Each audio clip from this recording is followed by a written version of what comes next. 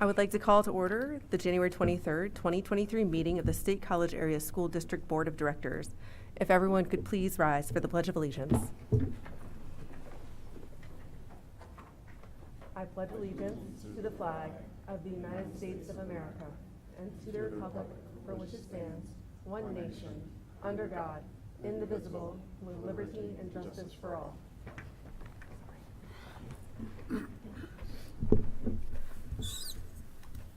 All right, I would now like to call on the board secretary for a roll call vote.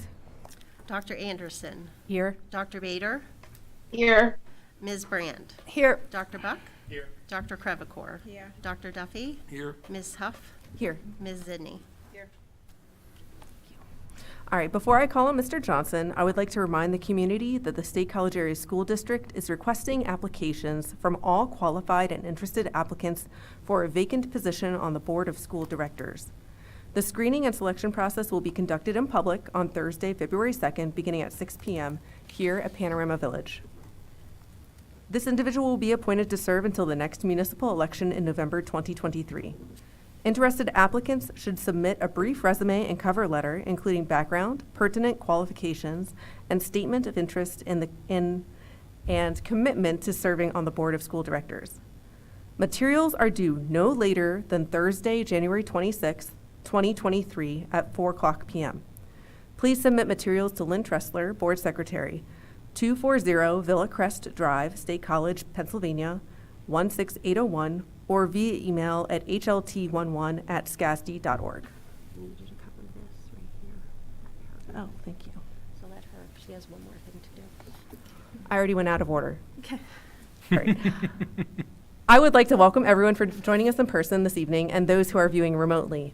The board held an executive session on January 11th, 2023 regarding negotiations, personnel, safety, and student discipline, and on January 16th regarding negotiations and personnel. Board members, with the agenda before you, are there any changes? Mr. Johnson will now provide us with a superintendent update. Thank you, Jackie. Is this on? Thank you, Jackie. Recently, 3 members of the State College Little Lions FFA chapter were honored at Pennsylvania FFA Midwinter Convention, held at the Pennsylvania Farm Show in Harrisburg. Grace Royer, Allison Schumer, and Maddie Stoychev, I had difficult with that, received their Keystone State FFA degree. This degree is the highest honor an FFA member can receive in the state of Pennsylvania and is very prestigious and difficult to earn. Congratulations to these students.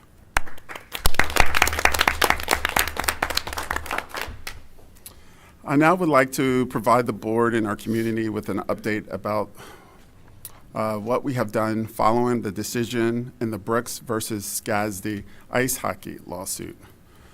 Since the court's preliminary decision, we have worked diligently to assess interest in student participation in a second co-ed ice hockey team. This began with sending emails to all 1,500 middle school students and parents. We also included it in the school morning announcements. Additionally, we have met and spoken with, in some cases multiple times, parents of the plaintiffs, members of the Ice Hockey Club Board, representatives from USA Hockey, representatives from the Laurel Mountain Hockey League, and personnel at Pegula Ice Arena. This is a complex matter with many moving parts, but we want to assure our community we are doing everything possible to move through this process. According to multiple coaches we have consulted, we would need a minimum of 12 players and 1 goalie to roster a team. Through our initial inquiry, we had 17 interested students. We had an informational meeting on January 17th, and following that, we now have 11 applicants, but no goalie. Therefore, last week, we communicated again with all the initial 17 interested students, and each middle school sent a second round of promotion, inviting all students to participate. This information included tryout details.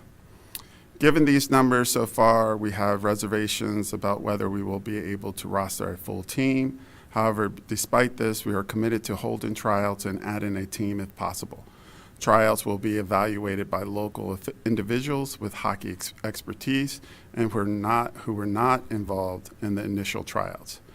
The district also believes it is appropriate at this time to change our club protocols and develop a policy, which we will discuss later tonight.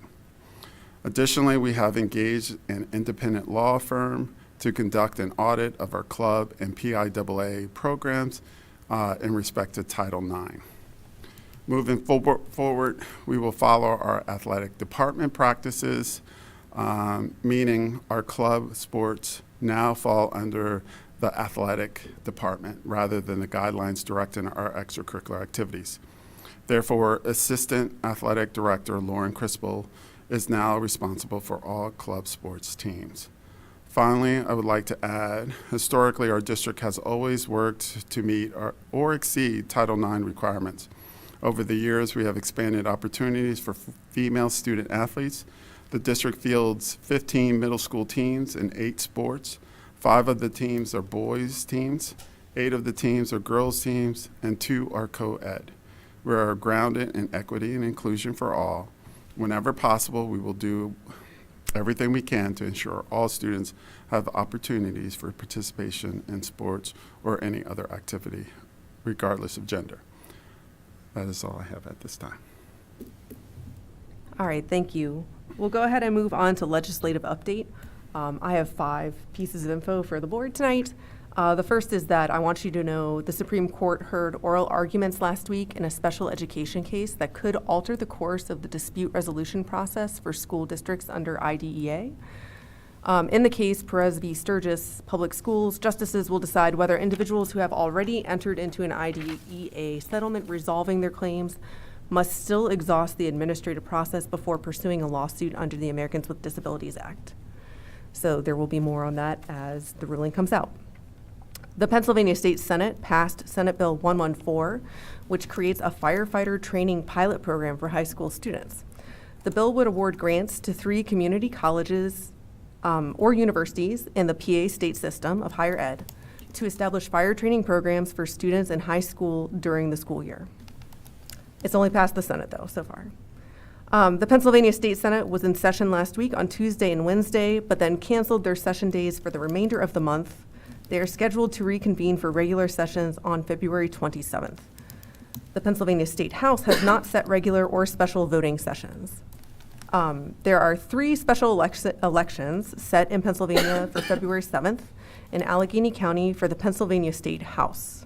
There's also a special election on January 31st to fill the Senate seat formerly held by John Gordner, who left the Pennsylvania State Senate to become the counsel for Senate President pro tempore Kim Ward.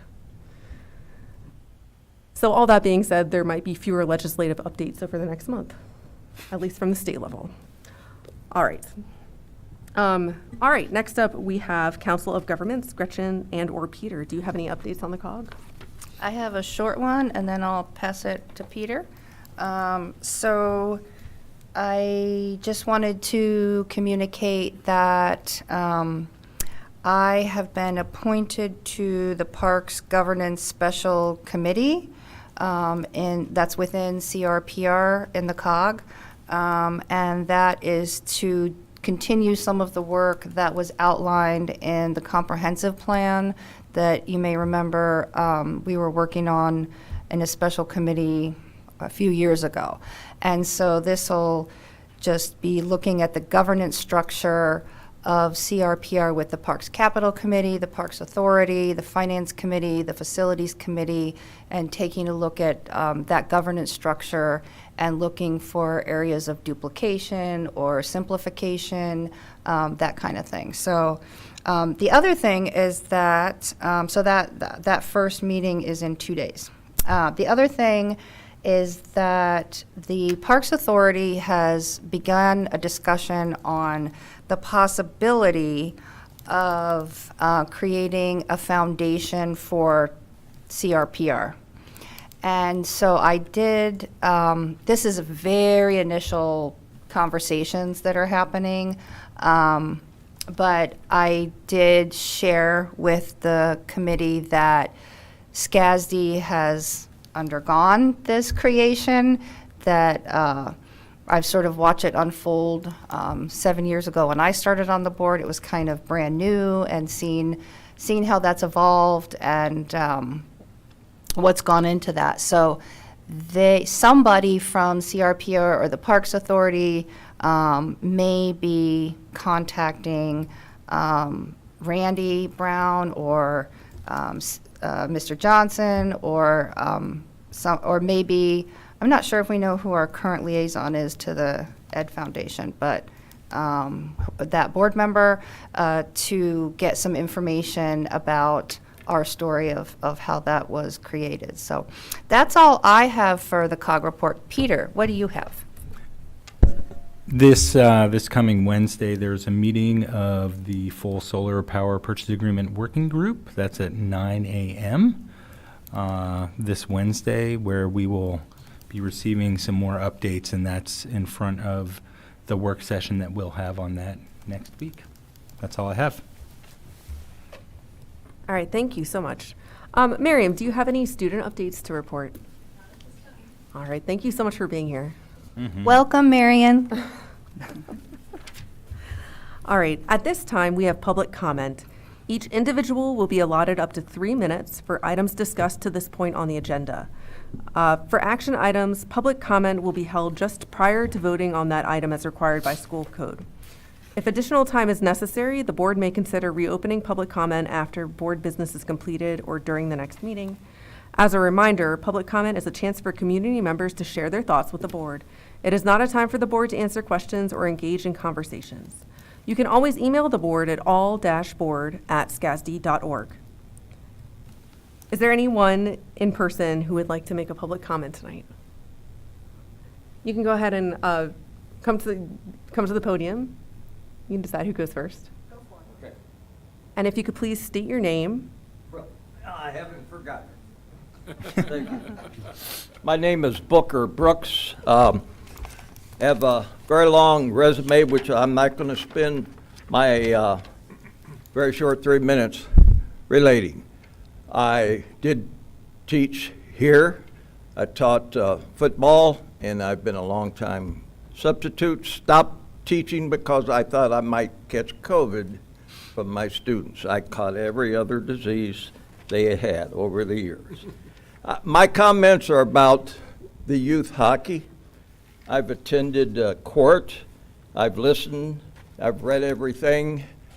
I read the newspaper article that Mr. Johnson read. I'm going to relate some comments made by the president director of the hockey club, Chrissy Ebeeks, after talking to your current youth hockey coach. This is my feeling that this is what the current administration believes in.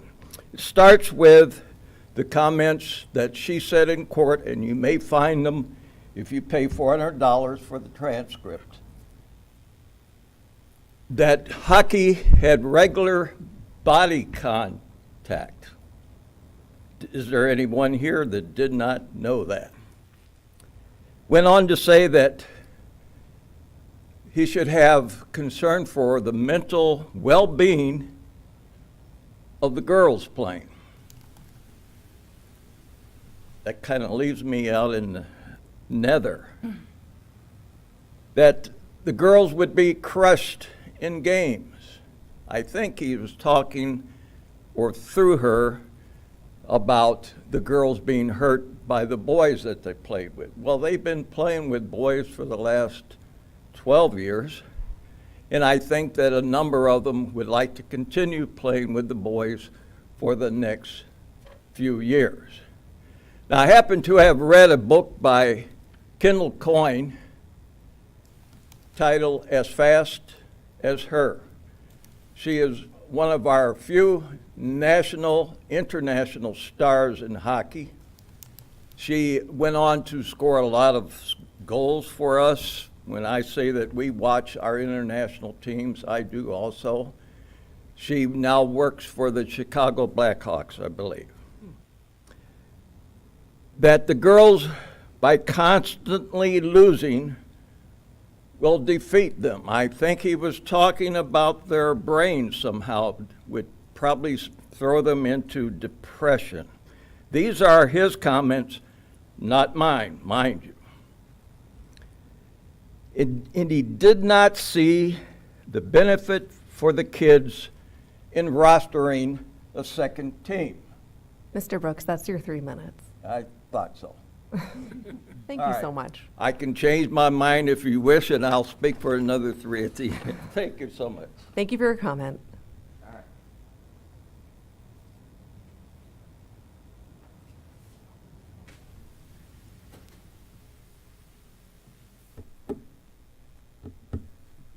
All right, if you could please state your name. Hi, good evening. My name is Meg Applenalp, and my daughter Quinn is an 8th grader at Mount Nittany Middle School. We're also plaintiffs in the Title IX federal lawsuit against this district. First, I'd like to express my gratitude to this board for allowing me the opportunity to speak tonight. Second, I'd like to thank each member of the board for the extensive amount of time, energy, and bandwidth it takes to serve the district's students, teachers, and overall community. We're grateful and lucky to have you serving in this often thankless capacity.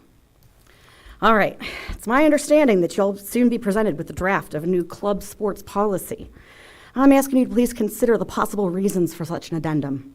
Has it been drafted to protect our children, or has it been drafted to protect certain individuals who have made poor decisions in the recent past? What's really going on here? I firmly believe that you, our board, has only been given a sugar-coated version of what's really been happening over the last 9 months. Please keep in mind, our case is not about taking away opportunities. Rather, it's about providing opportunities for all. For example, if you advertise a new middle school chess club, 25 kids show up, but you only have 3 chessboards, you get more chessboards. It's what you do. In our daughter's case, all fees, equipment, and travel costs are borne by the parents. It doesn't cost the district a single cent to accommodate all the kids who tried out for middle school developmental hockey. Not only has this string of wrongdoing and blatant misogyny negatively affected our daughter's athletic development and emotional well-being, especially when cyberbullied by current middle school players, it has also negatively affected the district's reputation and its pocketbook. This board should think about whether SCASD's time, money, and resources are being used to educate its students, or if they are instead being used to justify and support the poor decisions parents were allowed to make in SCASD's name. I'll close with an excerpt from USA Hockey's official rules of ice hockey, found on pages 21 to 22 of the preface. USA Hockey's mission is to provide an innovative grassroots foundation for the growth and development of USA Hockey, designing programs aimed at increased participation, improved skills, and a responsible environment for the conduct of youth hockey. It provides a safe and healthy environment for all, fair and equal opportunity for all to participate in our sport, an opportunity to learn the basic skills without an overemphasis on winning, a philosophy which attempts to reduce the number who become disenchanted and qualified adult leadership. It is recommended that adult volunteers place a primary emphasis on the formal education of players and a de-emphasis on excessive competition and a win-at-all-costs attitude in the youth age classifications. It also states that hockey administrators must make every possible attempt to provide everyone at all skill levels with a place to play. I stand here as a mother, an educator, and an advocate for what's right. Please, members of the board, do what's right not only for our girls, but for the district as a whole. Acknowledge the district's mistakes, publicly apologize to our girls, and remove the parents of the IHC Executive Board and its 2 middle school coaches who violated our daughter's Title IX rights, USA Hockey's rules, and SCASD's own 4 pillars. Please, do what's right. Thank you. All right, that's your 3 minutes. Thank you.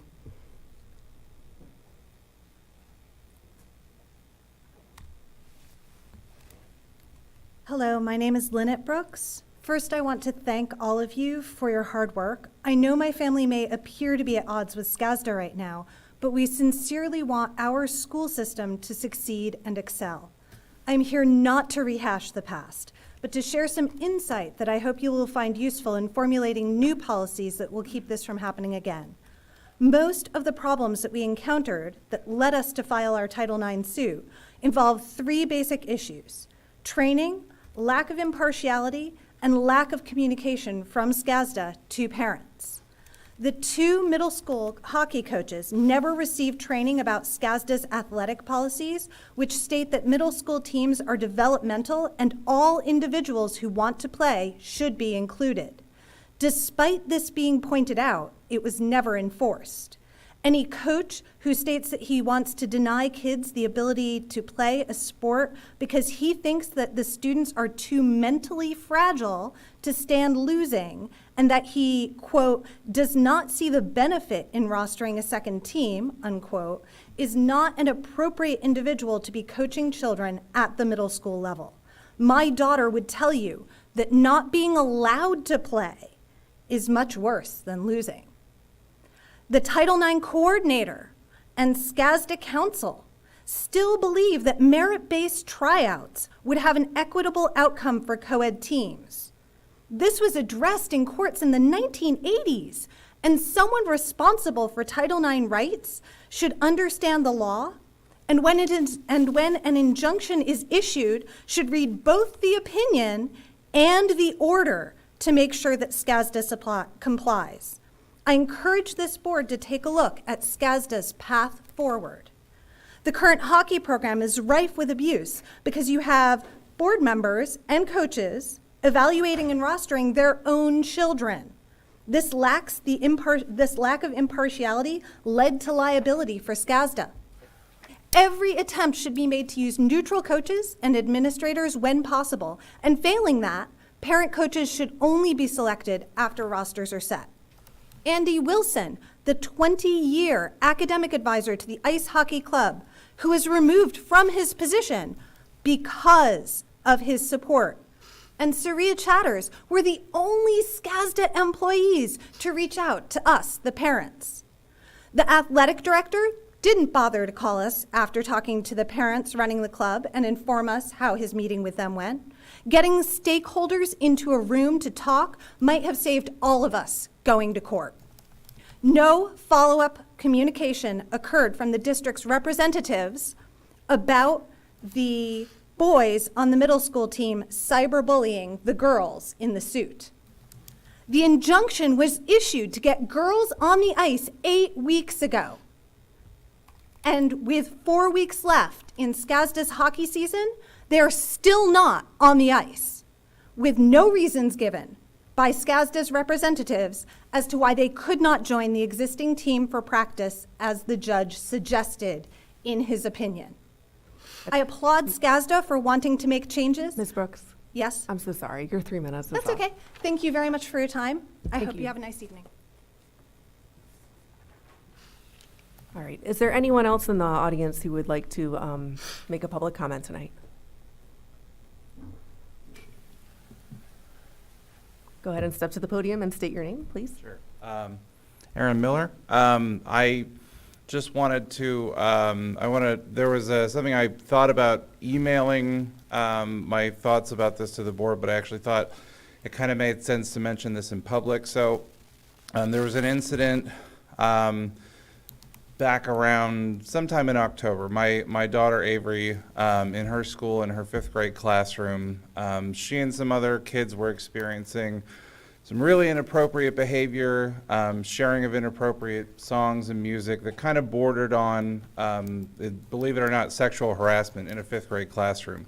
I'm not here to talk about that and to be sort of angry about it. I actually wanted to say, after working with the principal and the counselor and with Curtis Johnson, it seems to have really improved. And I just wanted to say thank you for taking it seriously to those who were involved in that, and especially to Mr. Johnson himself. You know, I came to meet with him and I was pretty animated. I was pretty frustrated, and I thought he did a really laudable job of kind of helping see that we're all on the same side. And I think it had at least, according to my daughter, had a really positive resolution. So I just wanted to say thank you. Thanks, Mr. Miller. Is there anyone else in person who would like to make a public comment? All right, in that case, is there anyone online who would like to make a public comment?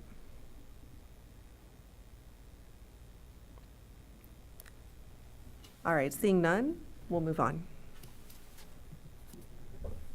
All right, moving on to routine approvals. Is there a motion to approve the routine approval listing as presented on the agenda? So moved. Are there any questions or discussion? Is there any public comment? All right, we'll have a roll call vote. Dr. Anderson. Yes. Dr. Bader.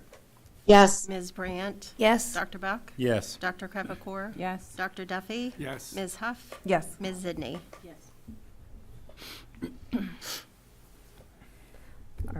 All right, next up, agenda item 6A is a motion to approve a K-5 social studies resource.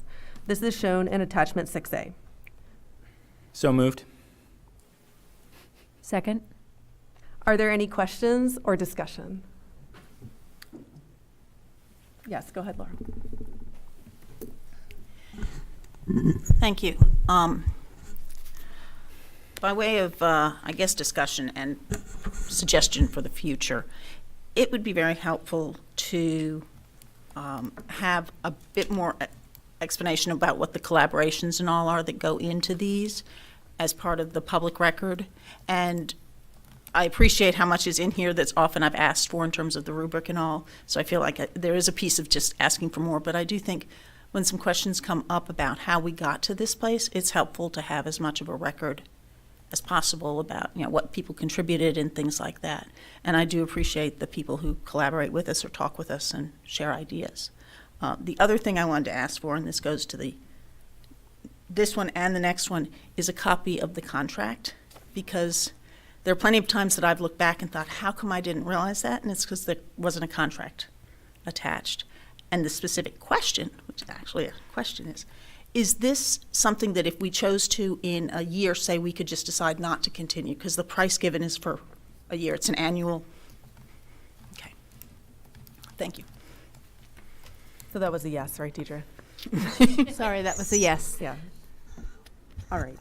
Are there any other questions or comments? Go ahead, Peter. Yeah, I was. I got really into this. I thought this was a really interesting item on the agenda, and I really appreciated being able to learn a little bit more about the structure of the curriculum, the tie to the 3 C's in the curriculum. Would you mind explaining how this program brings critical thinking, civics, and social action together? Sure, Peter. One of the tenets of the National Social Studies Standards, the C3 framework, is to have students engaging in inquiry, asking really critical questions about their world, and then grounding that in primary and secondary sources as they do their research. So it's all embedded in an inquiry cycle. The inquiry cycle is not new to us. We've been using inquiry since our work with the Professional Development School for decades. If you're in our schools, you'll notice in our libraries at the elementary level, you'll see the inquiry cycle is posted. We have each of the units at elementary and library have an inquiry cycle, a research cycle embedded in the work. Both in our ELA curriculum and our library curriculum is critical thinking and looking at discerning between a text that's valid and not valid and looking for things that have bias. We call that out specifically in our library program so that we have not everything you read is true, and trying to help students understand that, especially in today's hyper social media influence. We want to make sure that students understand that. So I feel like we've been doing that for many, many years. So kids will be bringing those skills forward as they engage in learning about their world more through a social action. Through the inquiry cycle, which concludes in some kind of social action. Like, for example, a minor one might be maybe making a public service announcement in their school about something they're studying. So it's not just learning it, it's learning it with a purpose to apply it to a real world setting. Yeah, thank you. Thanks so much. Today I had the opportunity to listen to a podcast that's produced by Penn State called Democracy Works. And they featured some people on the show who, I did not know this, but very recently in New Jersey, there's a state requirement now for information literacy. So kudos to your home state, Debbie. And I thought immediately about this because, and they cited all of all of the things in the writing of the bill, the crafting of the bill that you just talked about, social media, how dizzying it is. So it's good to see that our school is really trying to ground our education in a way that helps students become better consumers of that information. Thank you. Question? Go for it, Carly.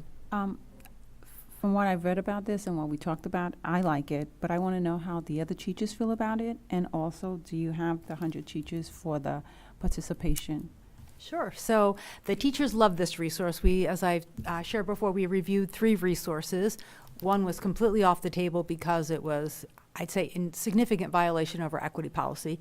The other one was less current and had a more traditional bend for teaching social studies, where read the chapter, answer questions, read the chapter, answer questions.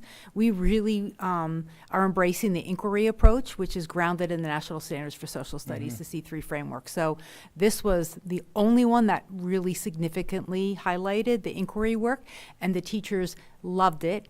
They liked how current it was. They liked how it, because it is digital, we can make sure that we're maintaining that it's current. So they review the materials and change out things that aren't current. It's very flexible. Teachers have flexibility within the units to do some things, not do some things, add their own little flair to it, or take students' interest and take it further. So they like the flexibility of it, and the texts were very engaging to the teachers as they were looking through the student lens.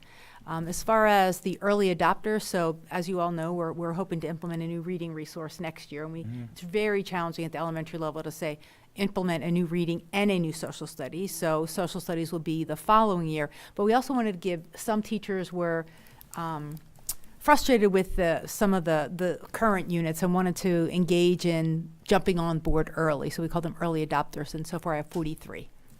Okay, Great. thank you. You're welcome.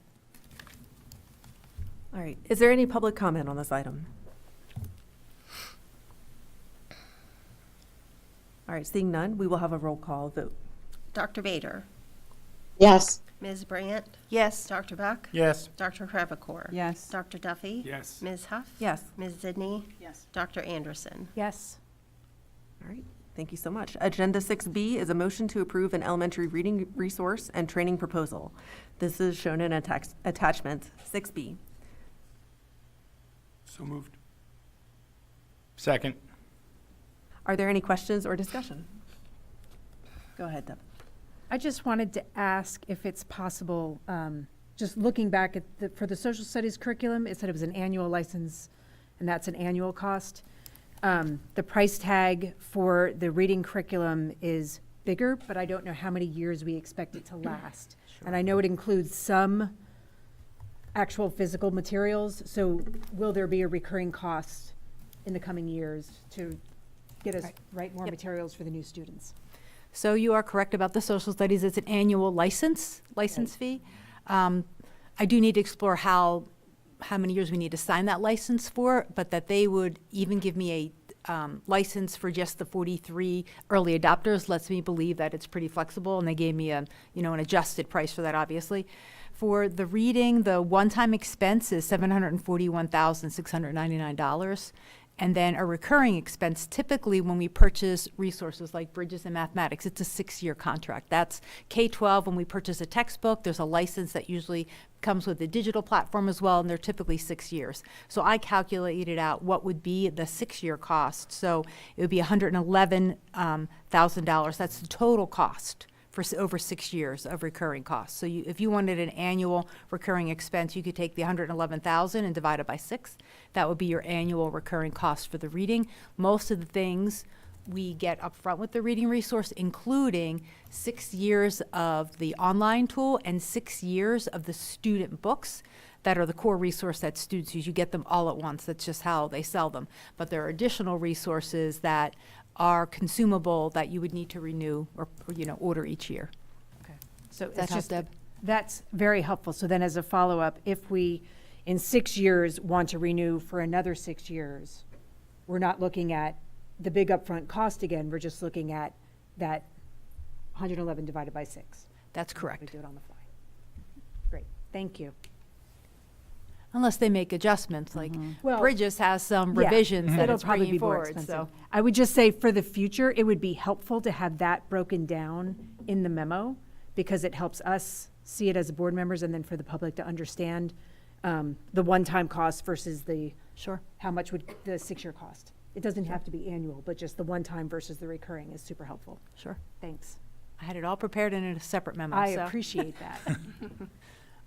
Laurel? Thanks. I want to echo what Debbie said and also say again that I appreciate all that we had with this. This one is a little harder for me. I appreciate the time that you have taken to answer some of my questions, and having done both my own looking at it and listening to you and following up with you. I'm pretty sure this is a fantastic resource for us, and I appreciate all the work that's gone into it. I do wish, especially with this hastened time, that we had a little more details on what the professional development will be, so that we can all know that this is really going to happen, and that's considering how much is on elementary school teachers' plate.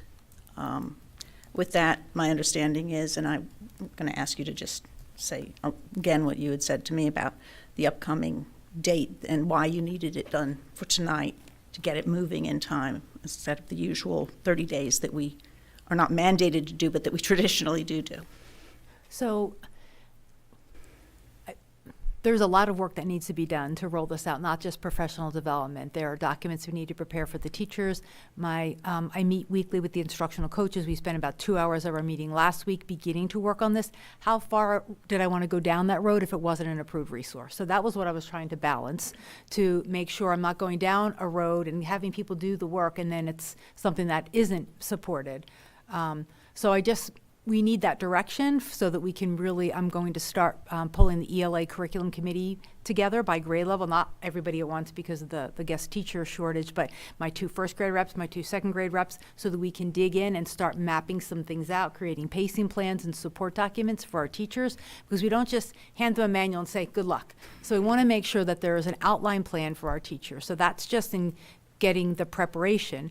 We also need to begin planning for the professional development, and Danielle and I have been working very closely at starting with the principals. So that you'll see that added to the bottom of the memo, that we have a leadership training coming up. We want to start with our instructional leaders so that we can make sure our principals know, strongly are aware of the reading program and can support it. They're all willing to get in and teach some lessons too, so that we can really feel how it works for the teachers, so that the principals have that same kind of understanding.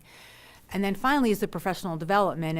And as you know, with our curriculum administrative guidelines, professional development's a key part of that. So anytime we bring a resource forward, you can assume that there is going to be a robust professional development plan associated with that, because it's part of our administrative guidelines for the policy. So we will start with our March in Service Day. We're also pairing it with the structured literacy expectations from PDE for 10 hours of PD around structured literacy. We feel like combining that with the what of the resource and the how with the structured literacy, it's perfect timing that we can roll these 2 things together. And professional development for the in-service days throughout next year. We have 3 full in-service days, and we have the 2 late start in-services to try to map out as much as we can across those days so that we can pull and have grade levels work together. What were some things that worked? What did you find that worked? What are some struggles? How can we support you? What questions do you have? One of the things I want to do on the March, they will have, and another reason for the expedited request around this is they will get us the teacher manuals now so that teachers can begin to wrap their head around that, as well as the online tool, so that we will do like a little scavenger hunt through the resource so that teachers can get into it, ask them to generate some more questions.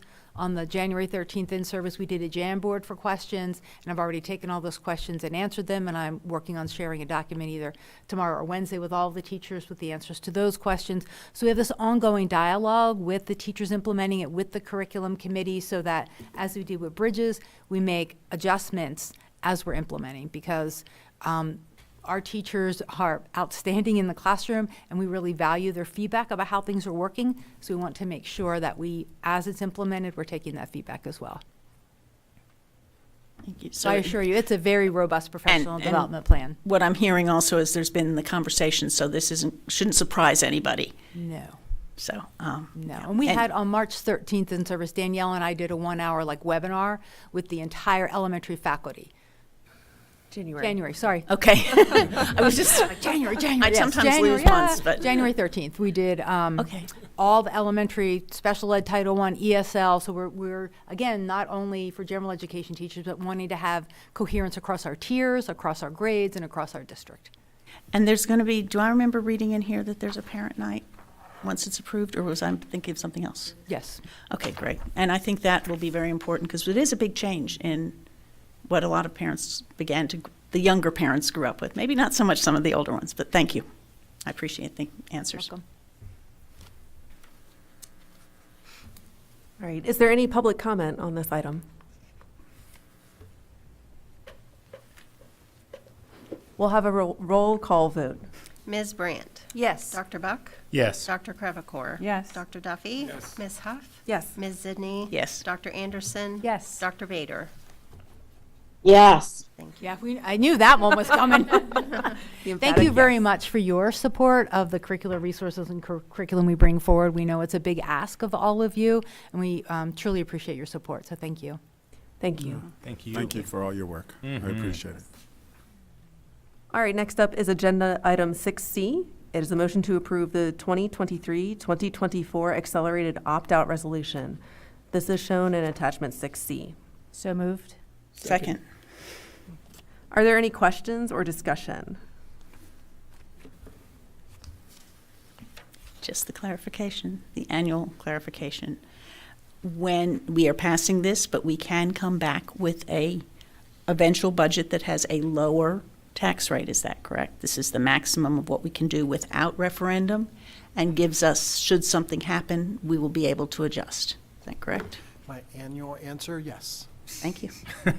Well, I think it's scary to people when they see that big number and they, Understood. as much as we tell them, so I just. I wasn't, Yeah. I find, we appreciate the humor because we Yeah. understand Every the year. answer. But yes, that is absolutely correct. All right, is there any public comment on this item? We will have a roll call vote. Dr. Buck? Yes. Dr. Crevecore? Yes. Dr. Duffy? Yes. Ms. Huff? Yes. Ms. Zidney? Yes. Dr. Anderson? Yes. Dr. Bader? Dr. Bader? Yes, sorry. That's okay. Ms. Brandt? Yes. All right, agenda item 6D is a motion to approve an automotive lighting trainer equipment from JZA. This is shown in attachment 6D. So moved. Second? Are there any questions or discussion? Is there any public comment? We'll have a roll call vote. Dr. Crevecore? Yes. Dr. Duffy? Yes. Ms. Huff? Yes. Ms. Zidney? Yes. Dr. Anderson? Yes. Dr. Bader? Yes. Did she say? She said yes. Yes. Ms. Brandt? Yes. Dr. Buck? Yes. Agenda item 6E is a motion to approve an engagement for legal services for the solar power purchase agreement. This is shown in attachment 6E. So moved. Second. Are there any questions or discussion? Go ahead, Deb. Just because this attachment was put on a couple days ago, do we have any idea of the fee structure or the cost? Not yet, no. The attorney and I were just able to connect late last week, and he did not receive materials from the consultant until after that connection that we had. And so the fee proposal that he included was an hourly rate. However, in further talking with him, he suggested that if he had an opportunity to review the materials that are available at this time, he may be able to come up with a more narrow scope and/or a not to exceed. And so what we'd like tonight is permission for us to work with this attorney, and then we can come back and share with you what that scope and/or fee structure looks like. That's helpful. Thank you. Thank you. This is almost like a permission to bid, essentially, okay? You'll come back to us with what the outcome of that is and what we'd be buying, basically. Yes. Thank you. Okay, so we're not really approving it yet. It's just because we don't know You're the price yet. You are approving that we can work with him. We're going to owe him some form of money to some extent, but whether we would continue on for the entire engagement is what we are hoping for, obviously.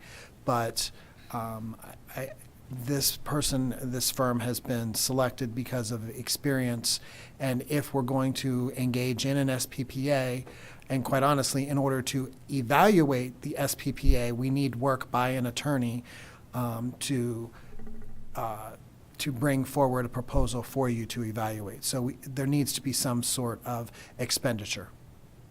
Does that make sense? It does. It's just that we don't know what it is yet. I understand. If I could just, to come back around, like, if we didn't hire this specific lawyer who has expertise in this particular area, we would probably be asking Mr. Etter to look it over. And we'd be owing him money for looking it over, but he doesn't have the same type of expertise. Randy and I had discussed this at Right. some length, and I had said to him the length of the contract, the complexity of the contract, and the specific items, I think we should have someone involved who does this type of stuff on a regular basis. And we had talked, Randy and I did last week, that I wasn't comfortable with the hourly rate as proposed and the idea that it was potentially open-ended. I didn't think it would be a $20,000 fee, but I didn't want it to be that case. So Randy engaged in further conversation, which he's talking about tonight, with a not-to-exceed number, and the individual, before giving a not-to-exceed number, wants to have a clearer, I think it's a male, a clearer understanding of what he's getting into. So there may be some level of expenditure for his time. Presumptively, it's going to be a relatively modest amount overall, and it will go toward, hopefully we continue to go forward with him, and it will be a productive relationship. Hopefully that will count toward what he's doing otherwise, because he's familiarizing himself with our specific issues. Okay. Thank you. So, Thank you. so am I understanding then that after that sort of review, you will come back to us with another thing that would be an actual commitment to go, and that this is a relatively minimal, amount that we're committing to? That's my expectation. That is correct. Okay, I'm not sure what minimal is, but Well, it's a $180 million budget. for the project.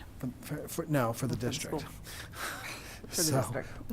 Oh, we know- yes, thank you. I knew that number was familiar for some reason. No, Thank you. I Yeah. don't know if Dr. Buck has any idea of how much, but I think that we're in the thousands of dollars is what I'm expecting. And Mr. Brown, the structure of the memorandum of understanding with the other entities that are in the solar power purchase agreement working group should we expect then that we would be compensated for work done for the group in its name? If this is any work that is done in the name of the group, yes, would be the district would be compensated back. So the payment is, all payments are done proportional to the electricity usage within the group.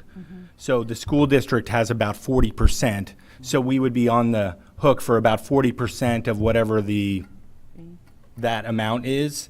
Then the State College Borough, whatever their portion is, Center County government, et cetera, et cetera. So the district is the fiduciary and the payer, but then is able to recoup some of the costs from the rest of the group so that it's equitably distributed. Just to follow up a little, and this is, I guess, goes to the heart of my concern, is that we've already decided we needed a consultant to even proceed, and we've done that. I can't remember exactly what the amount was. And then we're going to have this, and then potentially we'll have more. I mean, this would not be all that it is. What we're doing is paying to get an estimate, in effect. At some point, I think we need to think about what the potential savings are, like what the financials are in the longer term, because this is a very long-term contract compared to what we usually spend on energy. And so I'm getting to the point as we move along that I'm hoping we'll get more answers about that. Well, that's not what we're talking about right here. That's the issue of the actual structure of the power purchase agreement, what its rate is, what the, right, all of that.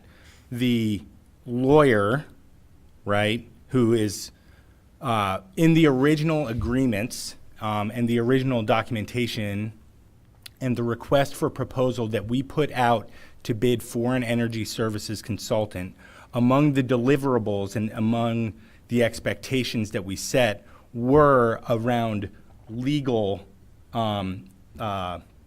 advice for connection with lawyers who can look at these contracts, because we expected, having spoken, I believe, with Mr. Etter very early in the process, as well as the lawyer for CATA, who would have more experience with this because they work with gas all the time, that we would probably need a lawyer to help us work through the particulars of an agreement like this, because none of the entities have done them, but they do have frameworks, et cetera, et cetera. This price compared to what you're talking, I mean, I would just want us to make sure that we're understanding the two buckets of action here, and that this one is to help us get to the point where we know that we are on safe, legal, contractual footing, so that if we want to go with whatever percentage we put into it, we're doing a good thing that's not going to get the school district fleeced. Laura, we haven't done this lately, but I would say that it's somewhat comparable, certainly during your tenure, to a bond issue. We have specialized bond counsel that comes in, that's all they do. This individual will be similar, and I don't know that we've done anything close to a $180 million bond issue. Certainly during my tenure here, I feel like 60 or 70 would have been the most. Wow. But that's the comparable, I would say. Yeah, I guess I'm looking at those two buckets too and making sure that we don't spend so much in the first bucket that the second bucket becomes a net Oh, loss. no. So Not that's even where I'm trying to close. get a sense of where we're looking. Like, no. Yes, Dan? The question that comes to mind based on this conversation, Randy, and it's only additional burden to your work in this area, is in communicating with this set of legal practice, let's say, that it be clear who the client is. Are we the client, or is the municipal group the client for this individual? Is he serving our interests, or is he serving the interests of all those participating in the SPPA? So I'm going to answer this, that right now, the attorney is the client because the district is the client because the district has the contract with the consultant on behalf of the entire group. Okay. But our interests are consistent. Correct. I'm not that involved in the process and haven't been lately, but other than the magnitude, Right. there's nothing conceptually different about us in the smallest township that's involved That's in the right. group. So ultimately, it'll be a shared cost as it's been described, right? Totally. With no hurdles getting in the way of that. Dr. Bader, would you like to make a comment? Yeah, I was just going to say, this is really straightforward. This is a small outlay of cost to ensure that we're protected and managed appropriately. It was pretty clear in the memo that other entities may have to have their own legal representation down the road. That was presented in the information provided to us. This is just common sense things that we need to do in order to move forward on this endeavor. And so that's my thought. Any other questions? All right, is there any public comment? We'll have a roll call vote. Dr. Duffy? Yes. Ms. Huff? Yes. Ms. Zidney? Yes. Dr. Anderson? Yes. Dr. Bader? Yes. Ms. Brandt? Yes. Dr. Buck? Yes. Dr. Crevecore? Yes. Okay, agenda item 6F is a motion to approve a contract for mental health clinician supervision. This is shown in attachment 6F. So moved. Second? Are there any questions or discussion? Go ahead. Go ahead. I was just, sorry. I wanted to double check. This is for supervision for one of the 3 mental health clinicians that we have, and we last summer contracted for supervision for the other 2. Is that correct? No, that's not correct. So we had 3 clinicians we hired last year. 1 completed their clinical hours this year. 2 more we've contracted with Katie, Dr. Kostouris, to complete. We have since hired 1 at Easterly Parkway that it needed clinical supervision. So we needed to find someone to help with those hours. And so we have contracted with the clinician at UPMC through the HEARTS program. Okay, that was a piece I was missing. It's additional, yes. All right, any other questions? Yes. Go for it. I had asked that question, Laurel, by email, and Jean had filled me in. Jean, it would just be really great if that could be added to the memo so that it can really be tracked and understood which contracts apply to which positions. Just because as we look back over time to understand what we have done and what we haven't done, it just helps for continuity. Sure. So do you want just that it's a new one, or did you want the actual clinician and supervisor on the memo? I would suggest that it, I mean, at least the position and the location, if you don't want to put names on it, just Okay. so we can track. It's just hard to follow who's supervising whom when we're looking at these different contracts. Gotcha. Sure. No problem. Well, and I guess for me, and I may just have missed it, is it our usual practice to hire people knowing that they will then need additional supervision that the district will be paying for? So this whole process is new with the mental health clinicians. And so as we interview, we tried to find licensed clinicians, but there were none that applied. And the person that was our top candidate did not have the licensure. So we needed to make sure that we were able to provide that for her.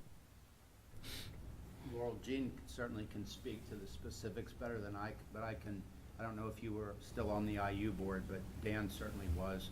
We've approved that at the IU, and other districts have approved it as well. It's what they need to do in order to get the individuals that are in that short supply. When the IU has hired school psychologists who are in need of supervision during their early years, the IU has had separate contracts with the individuals to provide supervision for those new employees. Any other questions?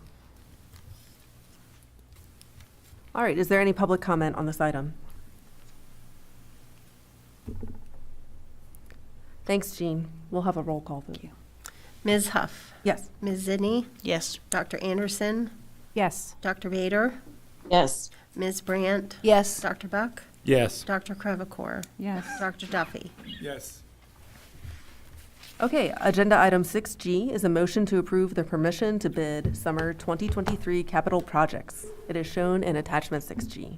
So moved. Second. Are there any questions or discussion?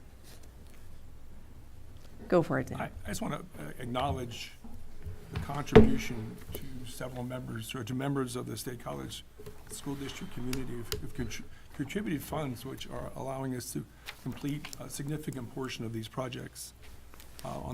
For the resources and the facility at Memorial Field, there were 2 elements that are added to in this schedule. One is the replacement of the turf on the field to make it compatible with, I think, field hockey and football, and the other is replacement of the lighting, which are really significant costs.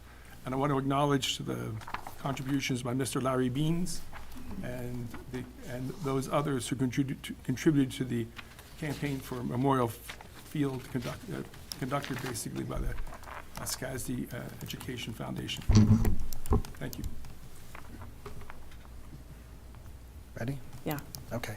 So this is may seem a little bit disjointed, and this presentation materials were just posted late this afternoon.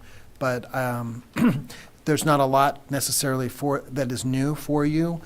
Most of this is review from previous presentations, but we just wanted to make sure that we got in front of you some additional information to put this permission to bid into concept and make a connection with all of the different levels of capital planning that we've talked about as recently as December 5th, but just wanted to go through it one last time. So tonight we are asking you to approve permission to bid for projects to be completed in the summer of 2023. This list was presented on December 5th. There have been some updates to the cost estimates that Mr. Fisher and his team have put together thus far. And that list does include a summary by school, project item, and as I said, most recent cost estimates. These projects would be funded, we call them deferred maintenance. They are maintenance that's been put off, or many times it's actually preventative maintenance so that we avoid repairing. There are items that we know that we need to replace at some point in time to avoid disrepair and breakdown. The deferred maintenance funds are transferred from the general fund to the capital projects fund. This provides funding to replace and/or maintain our facilities and equipment. Included in this funding category is the balance of the 2019 bond funds. This remaining balance can be used for district capital expenditures, primarily at this point the north or the former CTC renovations. This slide is just an excerpt of the list of items that are presented for approval tonight. This next slide is a little bit difficult to read on the screen, and I apologize, but this is attached to your agenda materials in Board Docs, and you can feel free to look at it, and if you have any questions, you can feel free to reach out to myself or Mr. Fisher. This is a summary of the deferred maintenance and funding in the capital projects fund, including the remaining bond funds. We start with a beginning balance in 22-23, and then our projected transfer, as well as additional donations that we expect to come in, give us a total projected revenue, a total projected expense, and then an ending balance. You will notice that this projection does include several years where the fund balance would be negative. That will never occur under my watch. I guarantee you. This is just a projection. What we will need to do is either A, transfer more money into this fund, or B, defer additional deferred maintenance projects to another year and just project out the timing differently. Mr. Fisher will continue to monitor that with us, the amount of expenditures for those future years, and we'll try to balance, and we will work to balance that. The capital reserve fund, by contrast, can be used for capital improvements, replacement of and additions to public works and improvements, for deferred maintenance thereof, for the purchase or the replacement of school buses, and for no other purpose. Additionally, debt service for construction can be paid from the capital reserve fund. And this is not my verbiage, this is taken from a PDE definition. Again, this is not very well readable from this slide on the screen, but on your screen, hopefully you can expand. And if anyone needs an additional copy to make it more clear, please feel free to again, to reach out. But this is a schedule that we provide with many of our projections. Again, we talk in this slide includes a beginning fund balance for each year, transfers in, any other revenues that would come in, bond reimbursements, net investment earnings, and then projected expenditures throughout the projection period. And this fund, we have talked about that we would expect that that the physical plant building would be paid for from the capital reserve fund. However, that is a projection and a recommendation from the administration. You would need to make that as an action item in the future when you are accepting bids, and we're talking about those that project. Additionally, there are monies that have been set aside for athletic and recreation facilities in the district, as well as the purpose of growing this fund to such a large balance is to help fund significantly, if not entirely, the Park Forest Middle School project. We're going to talk about that here in just a couple minutes. So we talked about the North Building project coming from the remaining bond funds that are located in the Capital Projects Fund, and then the Fiscal Plant Building project, which is assumed to come from the Capital Reserve Fund. Currently, projects that the district is working on and undertaking is an attendance boundary and facility analysis project. You may ask, why would that be listed in a facilities or a capital projects discussion? Well, if there needs to be any capital expenditures and improvements to our facilities, that we need to have that. That's why we are talking about that now. And Mrs. Yoder and myself are working very closely with Crabtree Rohrbaugh and Associates to look at our facilities and as well as our is primarily elementary programming, and to prepare a presentation for you. We are projecting a completion date of this process later in the spring of 2023. There will need to be board decisions related to building projects and/or enrollment boundaries from the completion of that project. And then in 23-24 and 24-25, there would be an implementation of the board's decision, and this could lead to some potential facility projects. On a side note, I believe that the board is aware that one of the facilities that we're looking very closely at is Mount Nittany Elementary School, and I would like to report that the minor renovations to the 3 spaces in Mount Nittany L are now complete. We're at punch list, yeah. We're at punch list, and when will we actually be able to physically use all of those spaces? I'd say within the next week or two, yeah. So in working with the principal, Mr. Feldman, the staff could not be any happier, and that those renovations have been completed, and thank you for your approval of allowing that to happen. That's really going to have a big improvement on that facility and the student programming there. Additional future projects, as I mentioned, were athletic and recreational facilities. Before we undertake a significant portion of work on that, we would look to complete a athletic facility master plan. And then part of that also would be playground upgrades and renovations. The timing is uncertain at this time, and the funding earmarked for this is in the Capital Reserve Fund. And then finally, but not least, we want to talk just briefly about the Park Forest Middle School project. And this projected timeline is something that the administration has been working on. We have talked about this probably in committee or maybe even at the board table briefly and at a summary level, but we just wanted to put some dates before you as what we project to be the work to complete and to undertake this project. So a district-wide facilities master plan would be required for any work on this project if it was going to be Plan-Con funded. Right now, there's a moratorium on Plan-Con funds. However, it's also a good process. And so we would expect that facilities master plan would need to be completed. We project that in 23-24, we would select a consultant to help with that process along with the district.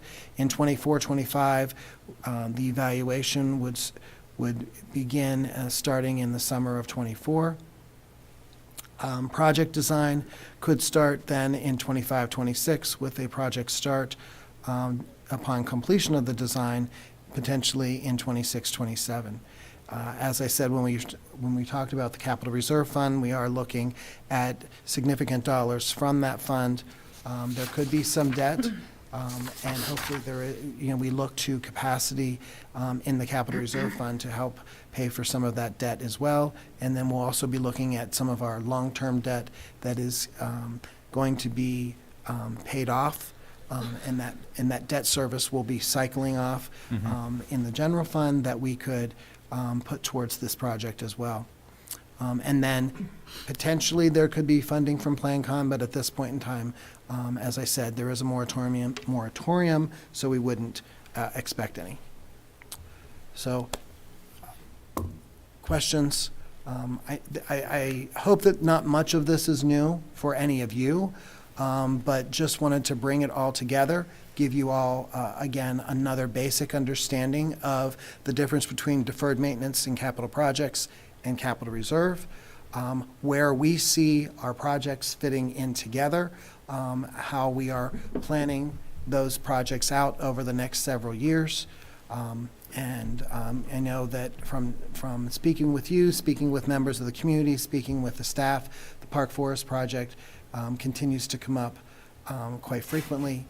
So it is on our radar, and we have a timeline that obviously is our recommendation and can be changed and amended by conversations with the board.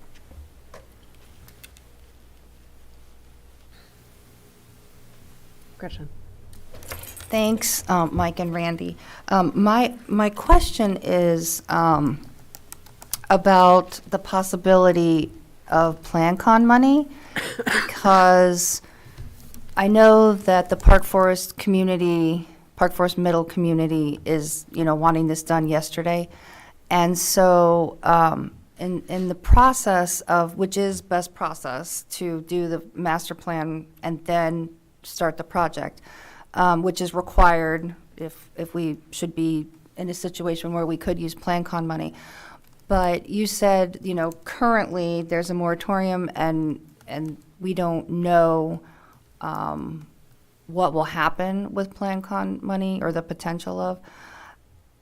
I had heard that there would be. Do you have any information about, I guess I'm asking if you can be a fortune teller, but have you heard anything about what's going on with, and the reason I'm asking is because the Park Forest Middle School community is saying, well, why can't you do both simultaneously so that we can get this project started? And so if we can explain, not only is it best process, which I have explained, to do the master plan first, but also since it's tied to PlanCon money, how can we help answer those questions when they come up?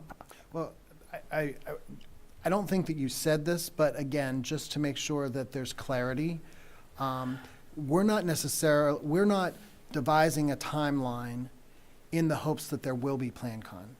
Our timeline is more based upon capacity, trying to complete the attendance boundary and facility analysis for the elementary schools where we have a known problem as well, and then also building in the capacity to complete the district-wide facility master plan, which truly will be a year-long plus process. And I believe that even without talking to an architect recently about our specific project of Park Forest Middle School, that process could take even more than a year to develop. So we're trying to leave a little bit of window. If we have capacity sooner and board support, we could move some of those things along a little bit further. But we're not necessarily waiting to see if PlanCon becomes available. And I do not. Yeah, I didn't mean that, so sorry if it came out that way. No, Yeah. I didn't say that you were. I just wanted to make sure it wasn't being inferred that way by others members of the Right. community. But I just wanted to share that, we will watch out and follow if there is PlanCon money, because that does reduce the tax burden for the local school district taxpayers as well. Did that answer your question? Well, yeah, that you don't have a crystal ball, so. But you started off with that, so. I did.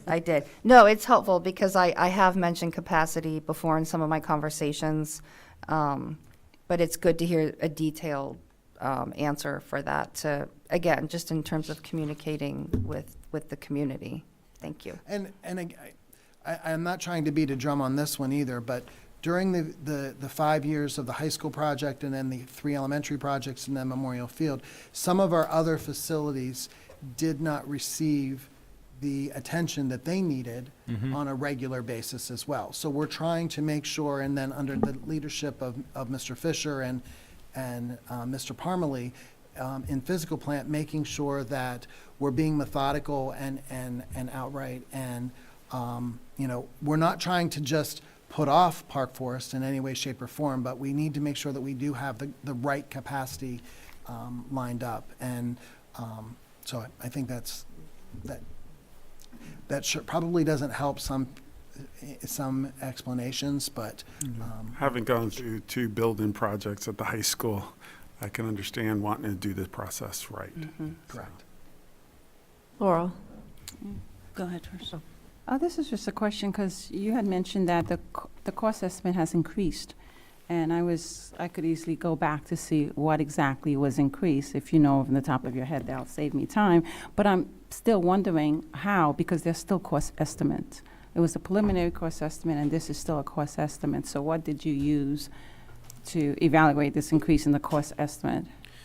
So a lot of that's based on, so for example, the one driver of that is the fire alarm system upgrade at Mount Whitney Middle. So that was already, we already acquired permission to bid that. That has been bid, and our low bid came in at a much higher than the cost estimate. And that cost estimate was based on a quote that we actually received about 14 months ago. Wow. So that's where that large increase came from. It kind of took us a little bit by shock. The other one is also kind of the same, along the same lines, Park Forest Elementary for the building automation system upgrades. They were also, it came in a little bit higher. The actual, quotes came in a little bit higher than we originally anticipated. So. Dr. Bader, would you like to make a comment? Oh, yeah, Mike, I just had a quick question. I figure we must have generator capabilities at different buildings, but seeing the summer project for Easterly Parkway, it just occurred to me to ask, are we replacing, or are we meeting a need that we haven't met there that other buildings have? I just wasn't sure which buildings do and don't have it. And so it was just a question that it raised for me. Easterly Parkway and Grays Woods have no emergency generator systems. Okay. And everybody else does then at this point? Correct. Is that kind of where we're at? Correct. Great. I just had no sense of where we were at and covered all that. Thanks. That's helpful. Laurel, go ahead. So I may have missed it, but the middle school, Park Forest Middle School, we had originally been, I believe, talking about starting it at least a year, maybe even 2 years before we're talking about now. That's what I had in my brain. And the last I remembered was around 60 million that we were expecting it would be. Is that still ballpark? So You are correct on the first part of your statement or your question, however it's meant to be phrased. 27, 28, one of those 2 years or that fiscal year is where we had been talking about. Several years ago, we had refined to move it up a little bit. And we believe that we can do that. As far as the cost, yes, several years ago, probably 2 or 3, I was speaking with Crabtree Rohrbaugh, who had done our last 4 building projects. And I said, can you give me, and I asked this multiple times over probably a 12 to 18 month period, can you give me a cost estimate for Park Forest for the size and scope of that building? And in general, it was 60 to 65 million. I would hazard to guess that we will be able to do that unless inflation really decreases and we see some significant cost decreases. But that's, again, why we will need an architect firm to help us with the district-wide facility master plan, because they'll not only be looking at our instructional program, but also our current facilities and help us with the beginning estimates of a potential project. That being said, we have to go through a whole scope and sequence of the design to understand what it is that we're actually looking for. Are we just replacing in kind, or are we doing something very completely different And there's lots of different questions, and so we'll have much work to do for that project. So I've mentioned this before, and I'll mention again, the physical building that showed up that a year ago, as far as I know, we hadn't even heard about. Physical plant building. Physical plant building, yes. Part of my thinking about, my concern about starting it now is exactly the idea of doing a plan that might turn up another place or say this is or is not the most efficient place to do it. In here, it looks like about 5 million is estimated for it, but I still have no sense of how firm that estimate is. And that's what I'd like. I don't know if in approving this, are we saying absolutely 100% yes to that second part that was added that has the numbers on it that include the the physical plant building, which wasn't in the capital projects? No, the physical plant building, no, you are only approving the page. The 6G. The page that totals 10 million. Right. With the exception of the former CTC renovations and the north heating and hot water. Yes, there's a few of them. We've already asked permission to bid. We included them Yeah. in this spreadsheet, though, just for reference purposes for Which I total appreciate. costs. Correct. Yes. Yes. You will still, provide, or be asked for permission to bid on the former CTC renovations. We're going to have an update later tonight about that progress, and as well as the physical plant building. You're not approving that at all. You will have to give us we will ask for an opportunity for you to approve releasing that project to bid first. Okay, and one last, just as, I hope a simple question. What is engineering? So that's, 900,000. What does that mean? So all of the construction drawings for all these projects that we put out? Okay, so that's separate from what's actually, Correct. got it. Thanks. Thank you. Hi, Randy. Just want to ask for a definition, if you will, for a term that was used over and over again. I think I know what you're thinking. I suspect I can guess, let's put it this way, what you have in mind about the term capacity. But I suspect it's a combination of financial capacity, and you're talking about our capacity to be able to move forward with our planning, but also the organizational capacity in terms of staff requirements, the adjustments in schedules, all the various moving parts. That's that would correct. be involved in any kind of facility development. And when you're talking capacity, those are the two capacities I would think that you have in mind in terms of That's correct. providing some guardrails, if you will, in a sense, in terms of how fast and how far are we going to move in any one period of time. That is Thank correct. you. Thank you. I have what I think is a simple question. Just out of curiosity, the turf at Memorial Field, it says the turf will be chosen appropriate for both football and field hockey, as these sports are the predominant users of the complex, but there are other sports that obviously use it. Soccer usually has a couple games a year. I assume lacrosse, maybe other spring sports. So I don't know much about turf. I'm assuming it'll be appropriate for the other sports as well.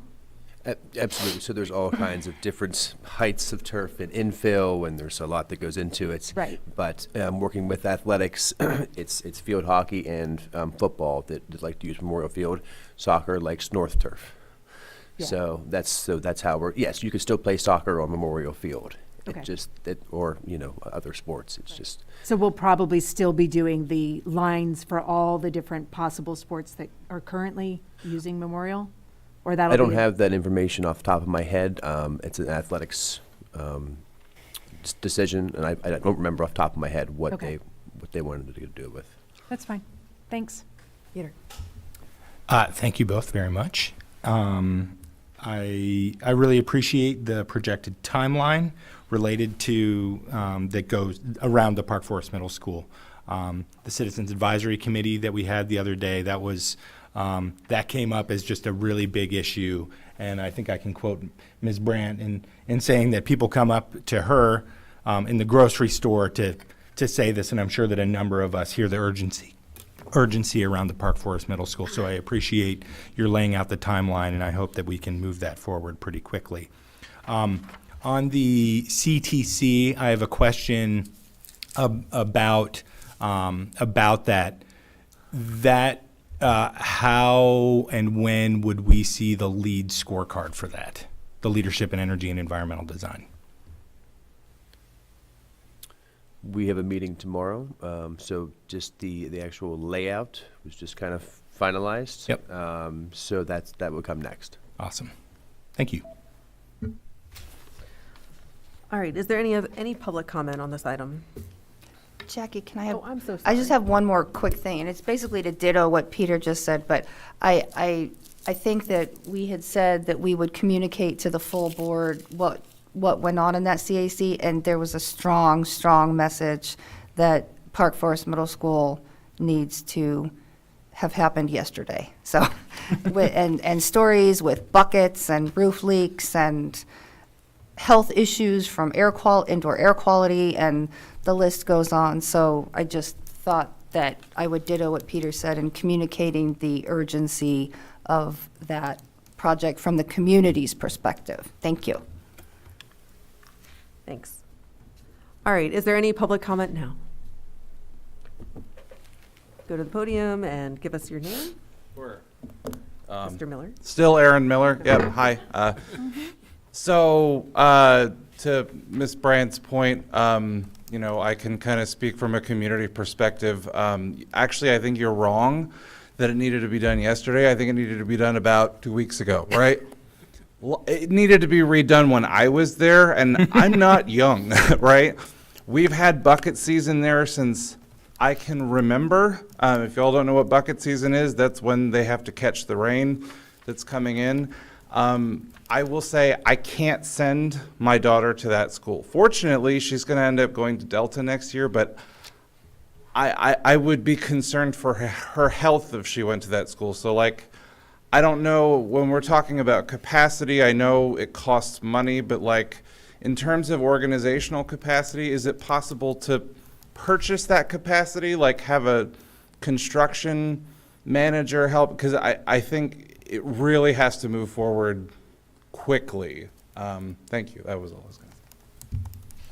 All right, thanks, Mr. Miller. Is there any other public comment?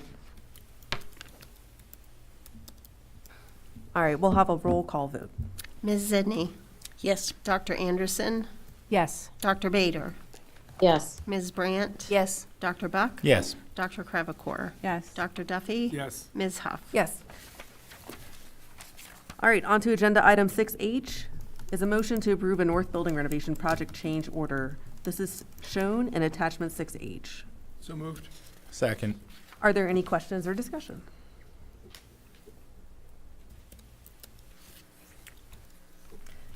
Is there any public comment on this item? All right, hearing none, we'll have a roll call vote. Dr. Anderson. Yes. Dr. Bader. Yes. Ms. Brandt. Yes. Dr. Buck. Yes. Dr. Crevecore. Yes. Dr. Duffy. Yes. Ms. Huff. Yes. Ms. Zidney. Yes. All right, next is a motion to approve retirement of the policies outlined in the agenda. This is shown in attachment 6I. So move. Second. Are there any questions or discussion?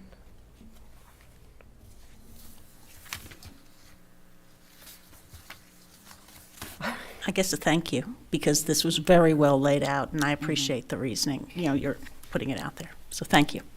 Yeah, Linda and Jeannie have done a ton of work, and this will update our policy structure and simplify it considerably. So we're really happy to make this change.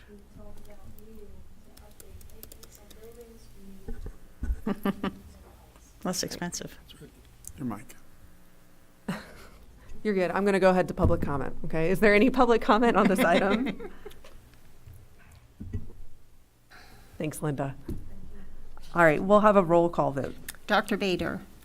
Yes. Ms. Brandt. Yes. Dr. Buck. Yes. Dr. Crevecore. Yes. Dr. Duffy. Yes. Ms. Huff. Yes. Ms. Zidney. Yes. Dr. Anderson. Yes. All right, next is agenda item 6K. This is a motion to approve a 2022-2023 expulsion waiver agreement. There's no attachment. There's no attachment. All right. So moved. Second. Are there any questions or discussion? Is there any public comment? We'll have a roll call vote. Ms. Brandt? Yes. Dr. Buck? Yes. Dr. Crevacore? Yes. Dr. Duffy? Yes. Ms. Huff? Yes. Ms. Zidney? Yes. Dr. Anderson? Yes. Dr. Vader? Yes.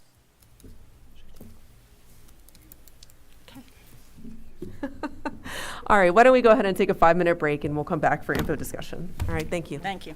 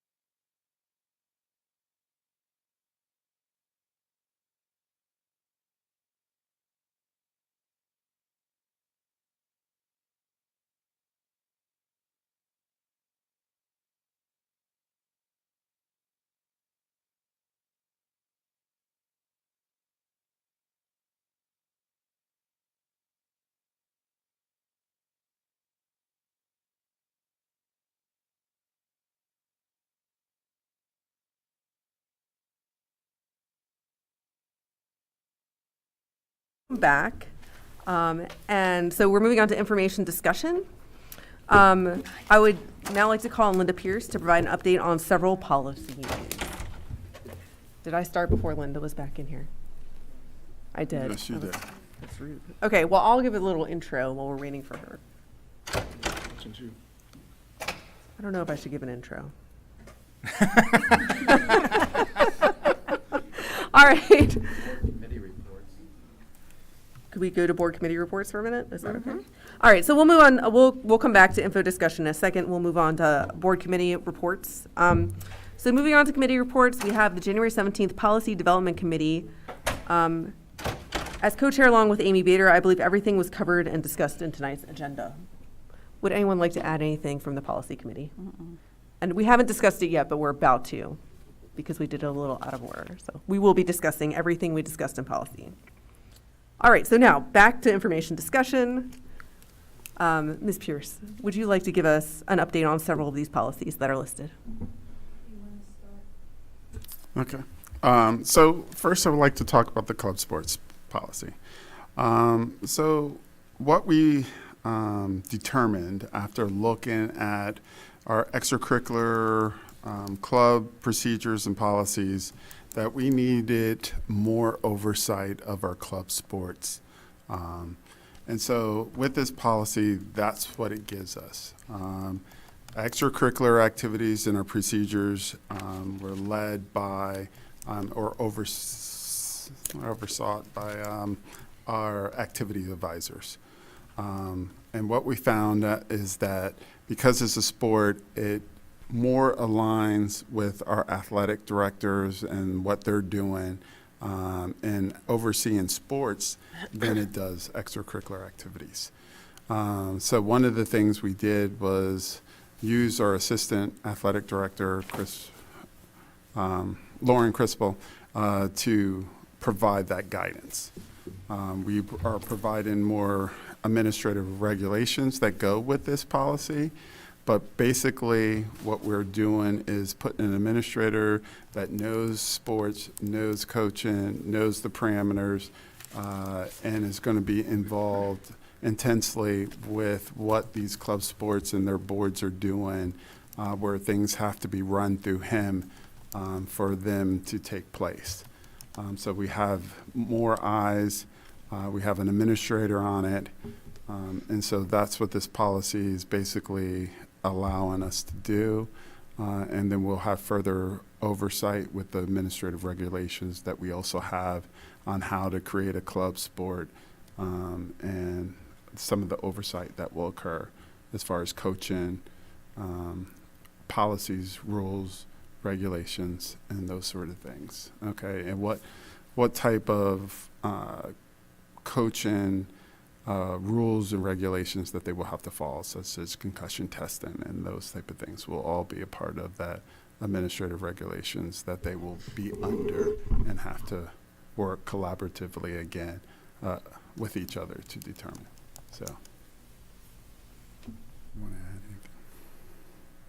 Question? Mm-hmm. So it says that co-ed ice hockey and boys and girls rugby will be grandparented. Yes. And I guess what I don't understand is the current situation. So what in here is in here that those don't currently have? Because usually grandparent means that there's something different between them and what we're saying going forward. We didn't have a policy before on club sports. It was basically in our extracurricular activities policy. So would they not have had the things that are listed about available school facilities employee? It's more in something that you don't see. As Mr. Johnson mentioned, how to become a club sport is included in our administrative regulation. We're not going to make ice hockey or rugby go through those steps. They already have. They've been around for 20-ish years. That's what they're exempt from. That's what they're grandparented from. They will still have to follow the parts of the athletic program that the assistant athletic director tells them is applicable to their program. We will not be, just as we haven't for the last 20 years, we will not be paying for a whole lot. We will be paying for the assistant athletic director's salary. You all approved that last meeting. But we're not going to pay for transportation, et cetera. They have historically carried their own weight. They pay for that themselves. That part will not change. The expectations that they will be held to will change. The athletic department right now, for example, spends time at the beginning of each sport season, so 3 times a year, with the coaches to go over what we expect of coaches, how we want interactions to look like, etc. The club coaches will be part of that.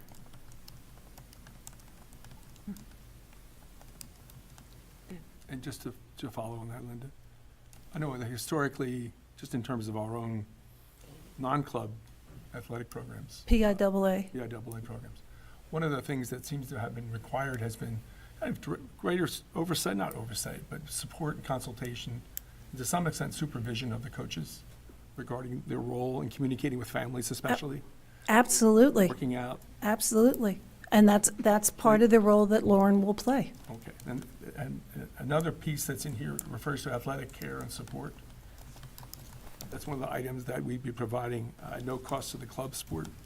Would that include, and I don't, and this is whatever, I'm not suggesting they should be in there, but might that include training support, athletic training support for the, kind of a healthcare piece to that? We're trying to figure out exactly what we can do. Got it. There are 2 issues. One, you all just discussed a couple of budget items, so one of them's budget. Right. The other one is availability. Right now, the athletic department is having difficulty identifying additional trainers, athletic trainers. So we may be limited by that. The most important question, as reading through this draft, proposed draft, that comes to mind is the question that leads to us to develop this policy, which is to ask about the language somewhere, either within this policy or within the administrative regulations, by which we provide direct oversight to our club programs to assure district compliance with federal regulations that relate, such as Title IX, gender equity, or disabilities law applied to athletic programs. I mean, there's 2 examples of 2 sets of regulatory requirements. Should this be explicitly defined within the policy, or should there be a reference in this policy that specifies that the administrative regulations will contain content that will establish the adherence and compliance with federal regulations? Give me 1 second, please.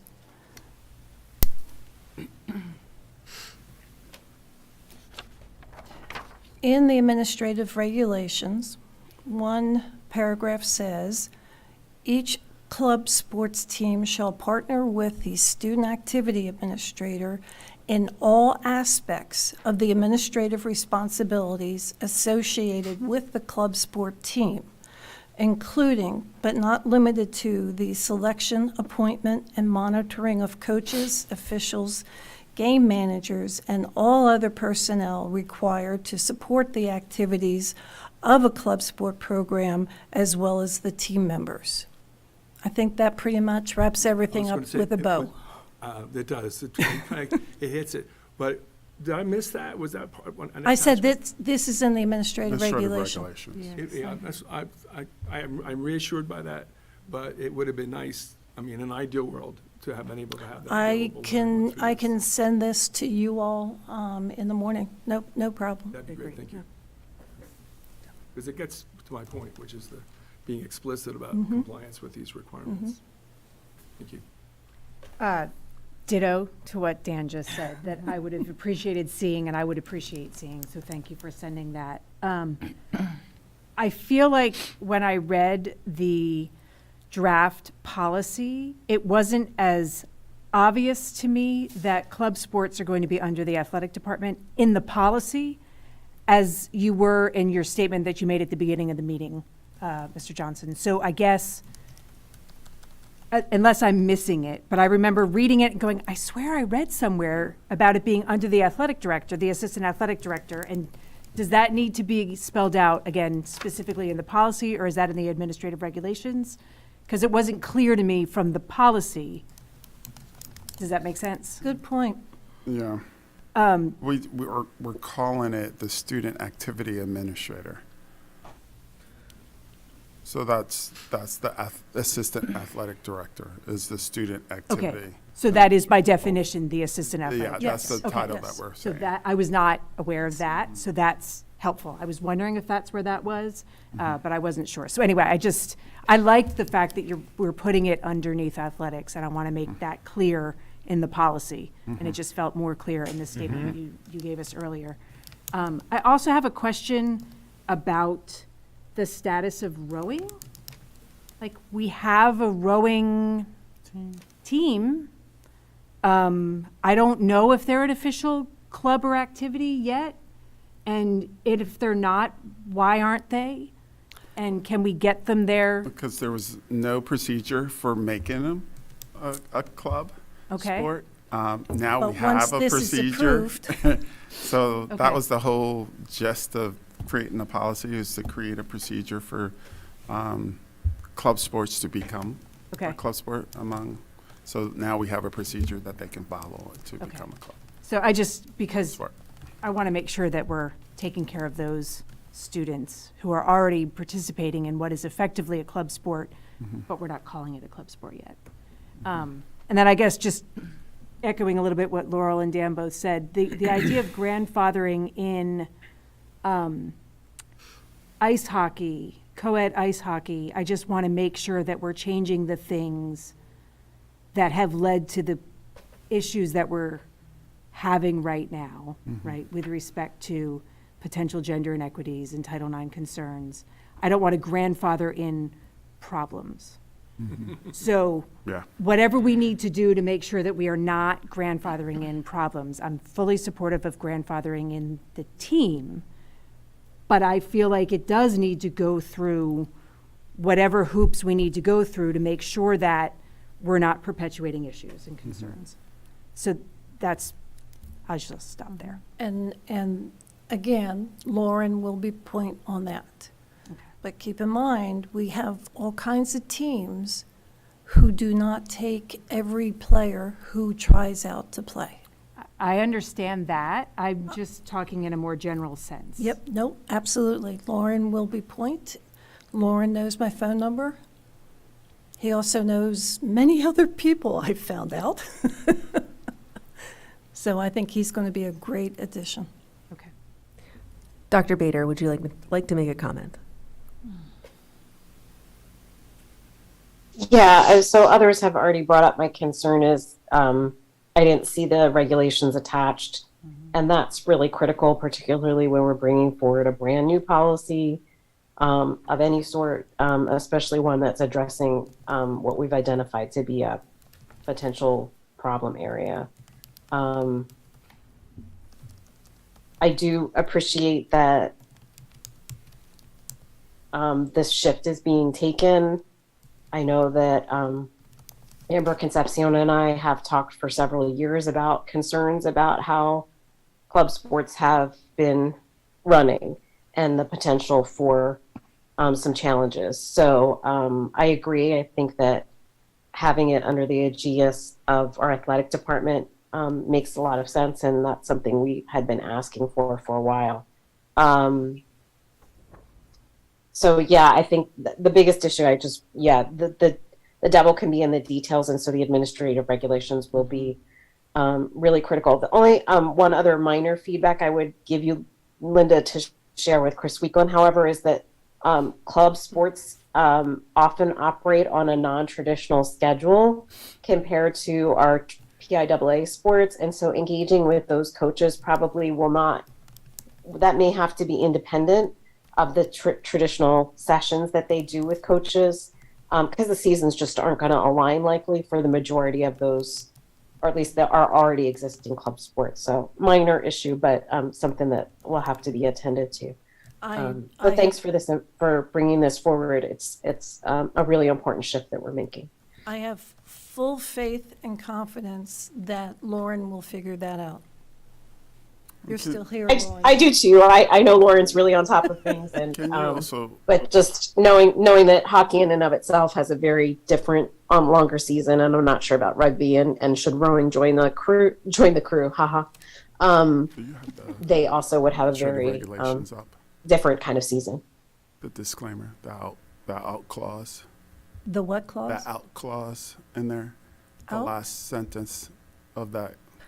The last sentence in the administrative regulations is, failure to follow any of the above guidelines brought to the attention of the district administration and/or the Board of Education may result in the revocation of district recognition. So That makes sense. I'd almost wonder if that really should be in the policy. That's kind of critical to know upfront. Yeah. The other question that, just came to mind. Whether, I don't know, Linda, if you're going to have the regulations address at all, with our PIAA sports, we have booster clubs and an established approach. And I know some of our grandfathered in programs operate a little bit differently. And I don't know whether that's appropriate to address in the regulations or if Lauren is going to work with those organizations in making a shift, but it's just a question in my head, and that certainly can be addressed at a later date. Well, that is something we will need to talk through because they're two different animals. The club sports, the district gives very little support to. Hi.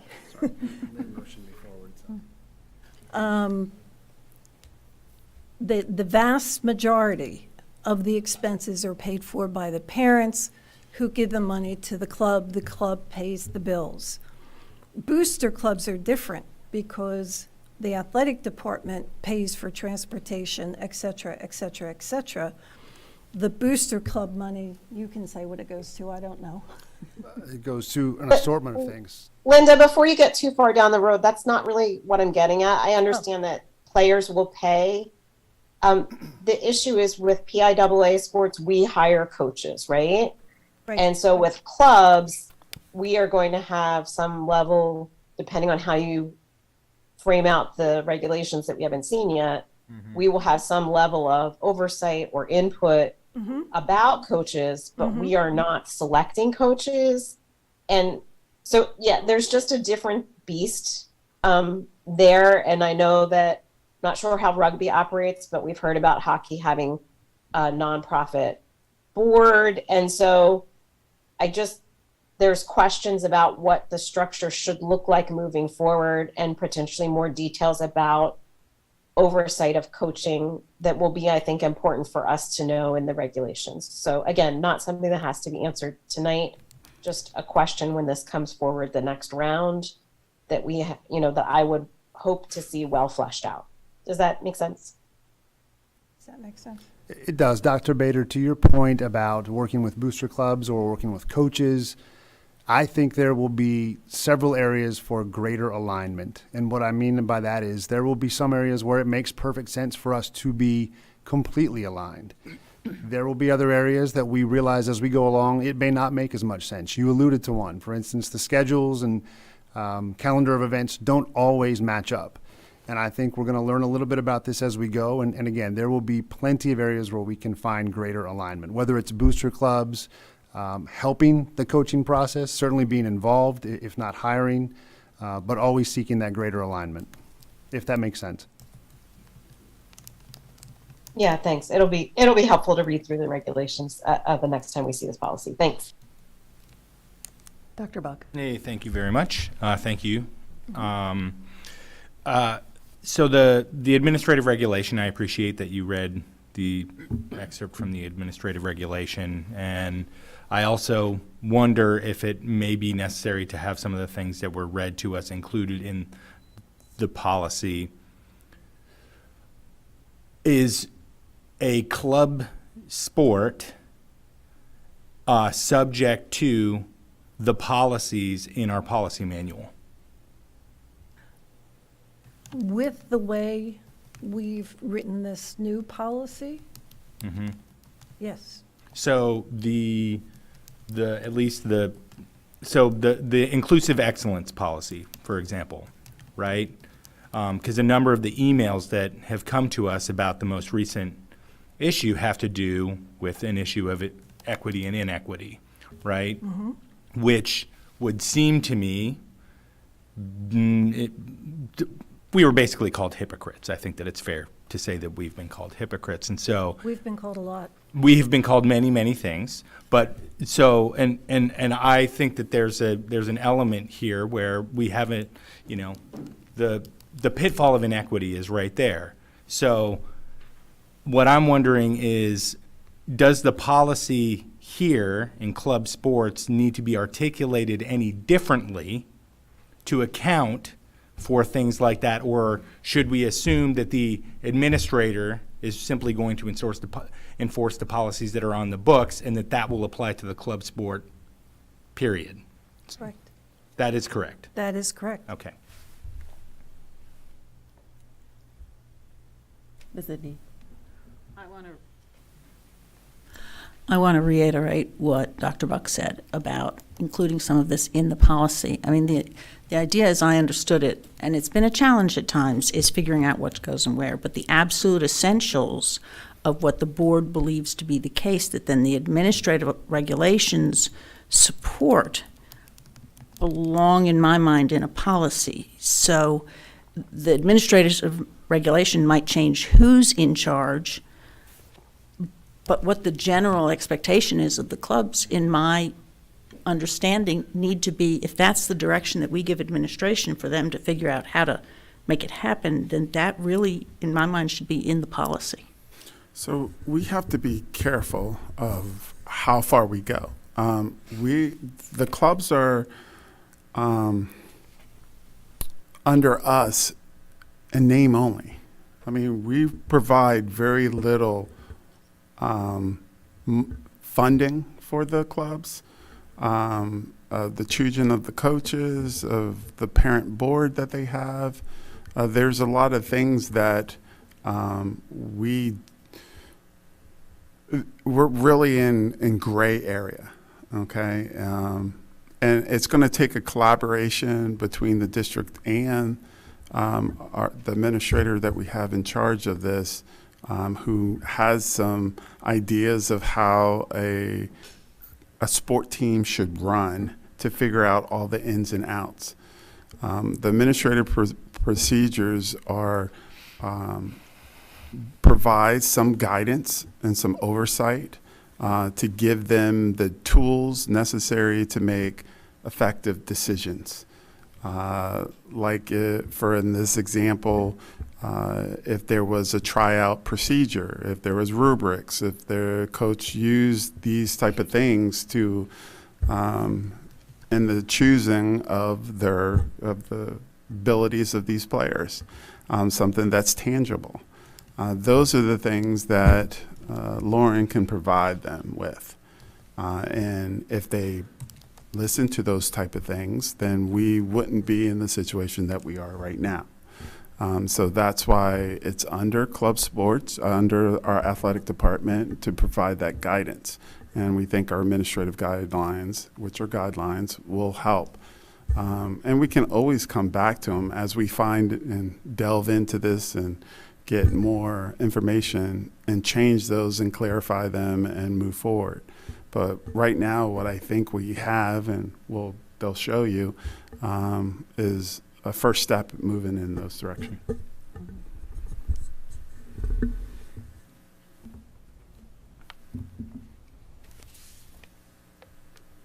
Any Any other questions on the club sport policy? Yeah, just a quick question, and it's just a clarifying question.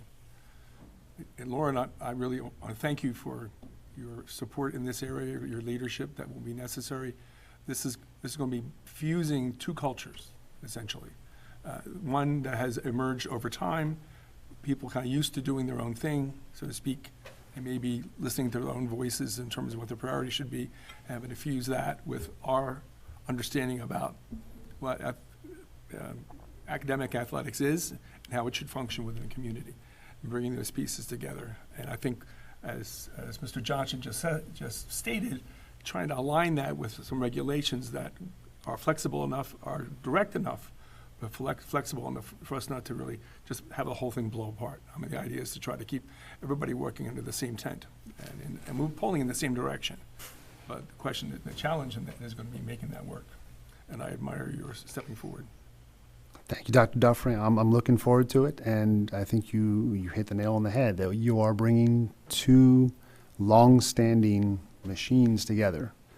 And I think we've got to try to work to find that common ground, which allows student athletes to be challenged, to be cared for, to experience the sports they want to try to pursue, but also be accountable as a student athlete each and every day and a representative. So we're going to walk down that path. I think Mr. Johnson mentioned it. It's our first step, and we're going to continue to walk down that path and make sure we're doing right by our students each and every day.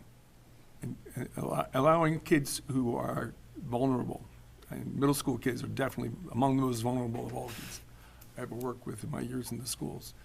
Those who are vulnerable to feel that they belong. And setting up the policy, procedures or whatever that accomplishes that, bringing that to that aiming point as closely as we can, it seems to me, just throwing it out there. We're going to give that our best shot. And you mentioned the middle school culture, the high school culture. I've yet to find a team of ours, whether it's club, whether it's the rowing group that meets every week without fail outside our office. I've yet to find a team that doesn't believe in their culture. I think we've got to find a way to take those respective cultures and really work, as you said, to put them under the same tent and allow them to move forward. Thank you. Thanks very much. Thank you. Yep. All right, thank you. Thank you. All right, should we move on to the next policy, electronic signatures and records? Is there any questions on this policy? I don't know why you don't want to develop hand muscles. Wow. You're looking for 800.1. Right. So this one was an update from PSBA and also was looked at by Mr. Hetrick. Mr. Etter? Oh, Hetrick, yes. Hetrick, Well, right. both, actually. Well, both of you, to make sure it jives with what we're doing. So.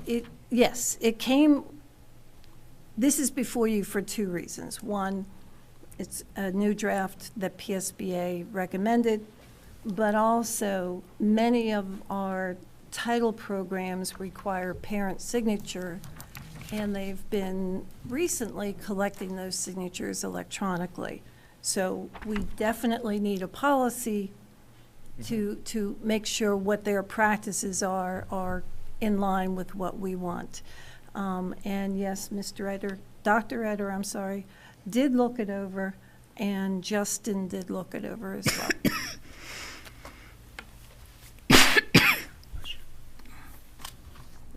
Okay. All right, let's then look to 815.5, acceptable use of technology. Are there any questions about this policy? Justin, are you online? Yes. Yep, I'm here. Good, ask him. I can open it up to, well, let's just go one at a time. So this is acceptable use of technology. And there's the little context box to, that was Jeannie's idea. She's great. It's a good idea.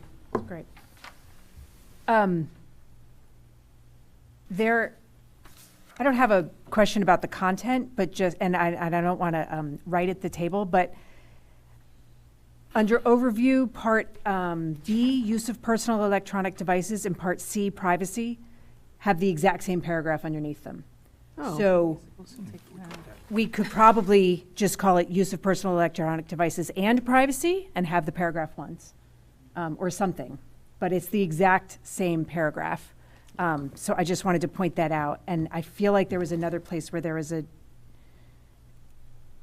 I'll come back to it, but there was another place where I thought I saw a redundancy. And if I can find it again, I just didn't get a chance to email you. I apologize. Yeah, because it really concerns the privacy when you're using a personal electronic device. I The get paragraph that does, it's actually helpful to have both headings. I just don't think we need the paragraph twice. Use of personal electronic devices and privacy could be the, Just as a thought, unless you really want to have the paragraph twice, and then go for it. No, I don't think we should have the paragraph twice. I'm just wondering if something got missed, so. Yeah. Maybe check it over. something to Yeah. check. I'll check it Draft, over. just to make Yeah. sure. I'll check it over. The use of technology resources that was brought up, Yeah. that it was duplicated during our policy meeting, and it's duplicated again. it popped up in a Yeah, couple of places. it The did. same text was repeated, And we- sometimes one bullet after the next. Exactly, the So, use of and it's- technology it's- resources. It's all the effort going into trying to be precise, but sometimes you can be precise twice. All right, so you'll look into that and Double make sure check on nothing was that, missed. All right, moving on to live streaming and recording. Oh, I'm sorry, go ahead. First, just a comment that I guess I sort of assumed this stuff was already the case, so. That, it surprised me that it wasn't. But then, the other thing is, I've just heard about situations where people say have come on campus and their personal device hooked up to a district device unbeknownst to the person. How overtly, is there a place in here to say how overtly someone has to connect, there was wording in here, connect to a district network? Justin, you want to take that one? So the legacy SCSI network is open, so some devices will connect automatically, but they would need to authenticate with an account for it to fall into this policy. So they would have to still register the device even though it was connected. Okay. Does that make sense? No. No. Can I ask a So basically, open networks don't require a password to connect to them, but even the legacy network would require. It's going to do like a web browser pop up with a username and password that they would need to authenticate to truly register to the device for the policy to take effect. Gotcha. So I think what he's saying, if I may, Justin, what I'm hearing you say is that there's really no way to use the network without notification that you're using the network because you're going to have to put in your username and password or use some sort of browser authentication. Correct. Okay. So it shouldn't be a surprise to anyone that they're on the network. Good, thanks. And can I just repeat my own naive question about this? In order for the user who has, let's say, an iPhone in their pocket or has with them a laptop or a tablet of some sort, if they were to actively use the network, they would have to basically submit a user ID and a password to get in to be able to use an application within the network. I'm going to defer to Justin if he wants to answer. Yeah, I think I'm understanding you, Dan. But so the initial authentication just gives them basically web resources. So if they're trying to use an application, like a web application or an application on the phone, that would not prevent them from having to still authenticate to that. So, right, most people using their phone are not on, like, I'm not on the SCSI network on my phone right now. Right. I'm just using 5G. Right. If I wanted to get on the SCSI network with my phone, I would have to authenticate Got to it. do so. Okay, thank you. Yeah. Good. Any other questions on 815.5, acceptable use of technology? All right, let's move on to 815.6, live streaming and recording of instructional activities. Any questions on this one?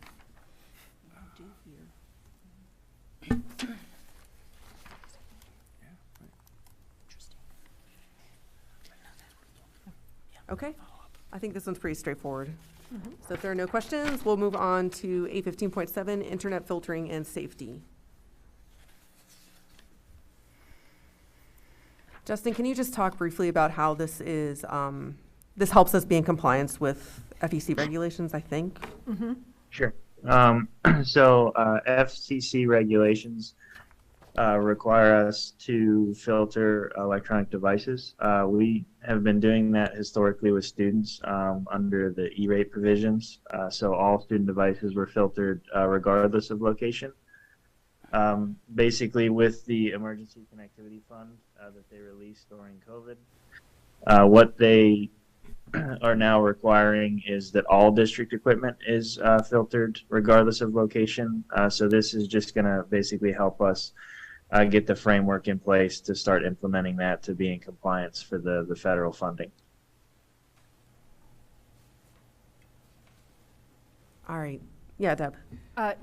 Maybe this list doesn't exist yet because we haven't passed the policy yet, but under B on page 2, sort of the last paragraph, it says a list of approved resources for use can be found, and then there's a link. And when you follow the link, it explains what CAPA is, but there is no list of approved resources. Do we not have any approved resources, or have we just not made the list yet because the website is also in process since the policy's in process? It's in progress. So we're basically, having not had a formal list before, we're just in the process of building it from what we have already approved and populating the website. Great, thank you. Yep. All right. Hearing no other comments or questions, we will move on. Thank you so much, Linda. All right, next up, we have an update on the North and Physical Plant building projects. Didn't we have another policy? Did I miss one? 820 Nope, you missed it. We went fast. 824? Oh, I'm so sorry. That's not on my list. That's not on the, That's not on my list. not on the list. It's not on there? No. All right, never mind. Yeah, we decided to work on that one a bit, right? Okay. All right. Thank you. Mr. Fisher, thank you for being with us for this item.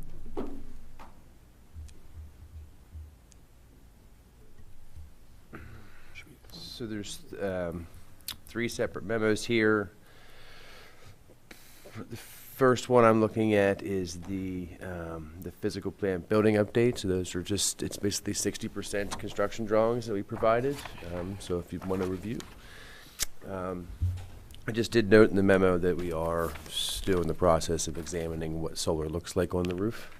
But you will notice there's no equipment on the roof. So we've done, our team has done a really good job of keeping the equipment and getting a little, being creative and keeping the equipment off the roof to allow a solar installation if we were to move forward with that. The next memo is really the former CTC space for the renovation. So this is the agreed upon layout at our last design meeting. You know, we had all the stakeholders, our program managers, our teachers, our assistant superintendents, and it's about the 6th or 7th iteration. But I think everybody is happy and content with this layout. So at this point, we can kind of start some rough order of magnitude costs and, you know, kind of start our lead charrettes and that sort of thing. So this is really the first step of the process, and we've gotten everybody's feedback, and everybody has kind of said, yes, it looks good, it meets our needs. So, so questions on those 2? Okay. Oh. On the physical plant building, and I apologize, I should remember this, but I don't. I think in looking at these plans, it still includes, or it includes the possibility of the outdoor restrooms that would be accessible from outside the building. Is that true? It is on there, yes. Is that on there as an option, or have we decided that we're definitely doing that? So we'll present it as an alternate, but it has to get to even do that and get the costs associated. We're going through that design process. Great, thank you. And then we did, I think at the last board meeting, so those restrooms actually butt out from the front of the building a little bit. So if we decide not to go forward with those restrooms, we just leave more room for athletic storage. Great, thank you. Okay. Moving on. And then the last one, so I think it was October timeframe where the board voted to basically follow LEED certification for the CTC, the former CTC remodel at North, and kind of follow LEED guidelines for the physical plant building.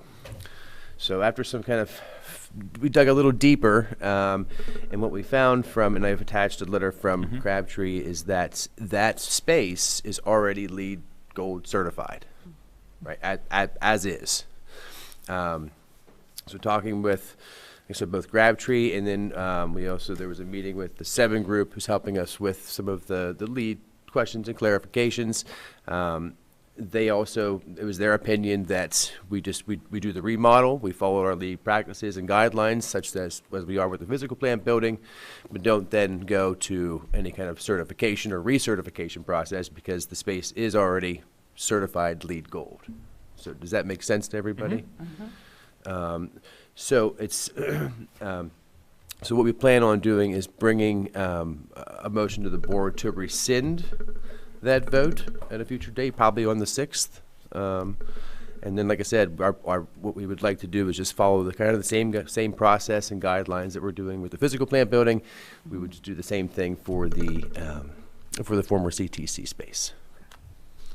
So, questions or comments on that? That's what I was going to ask you to do. Okay. Yeah.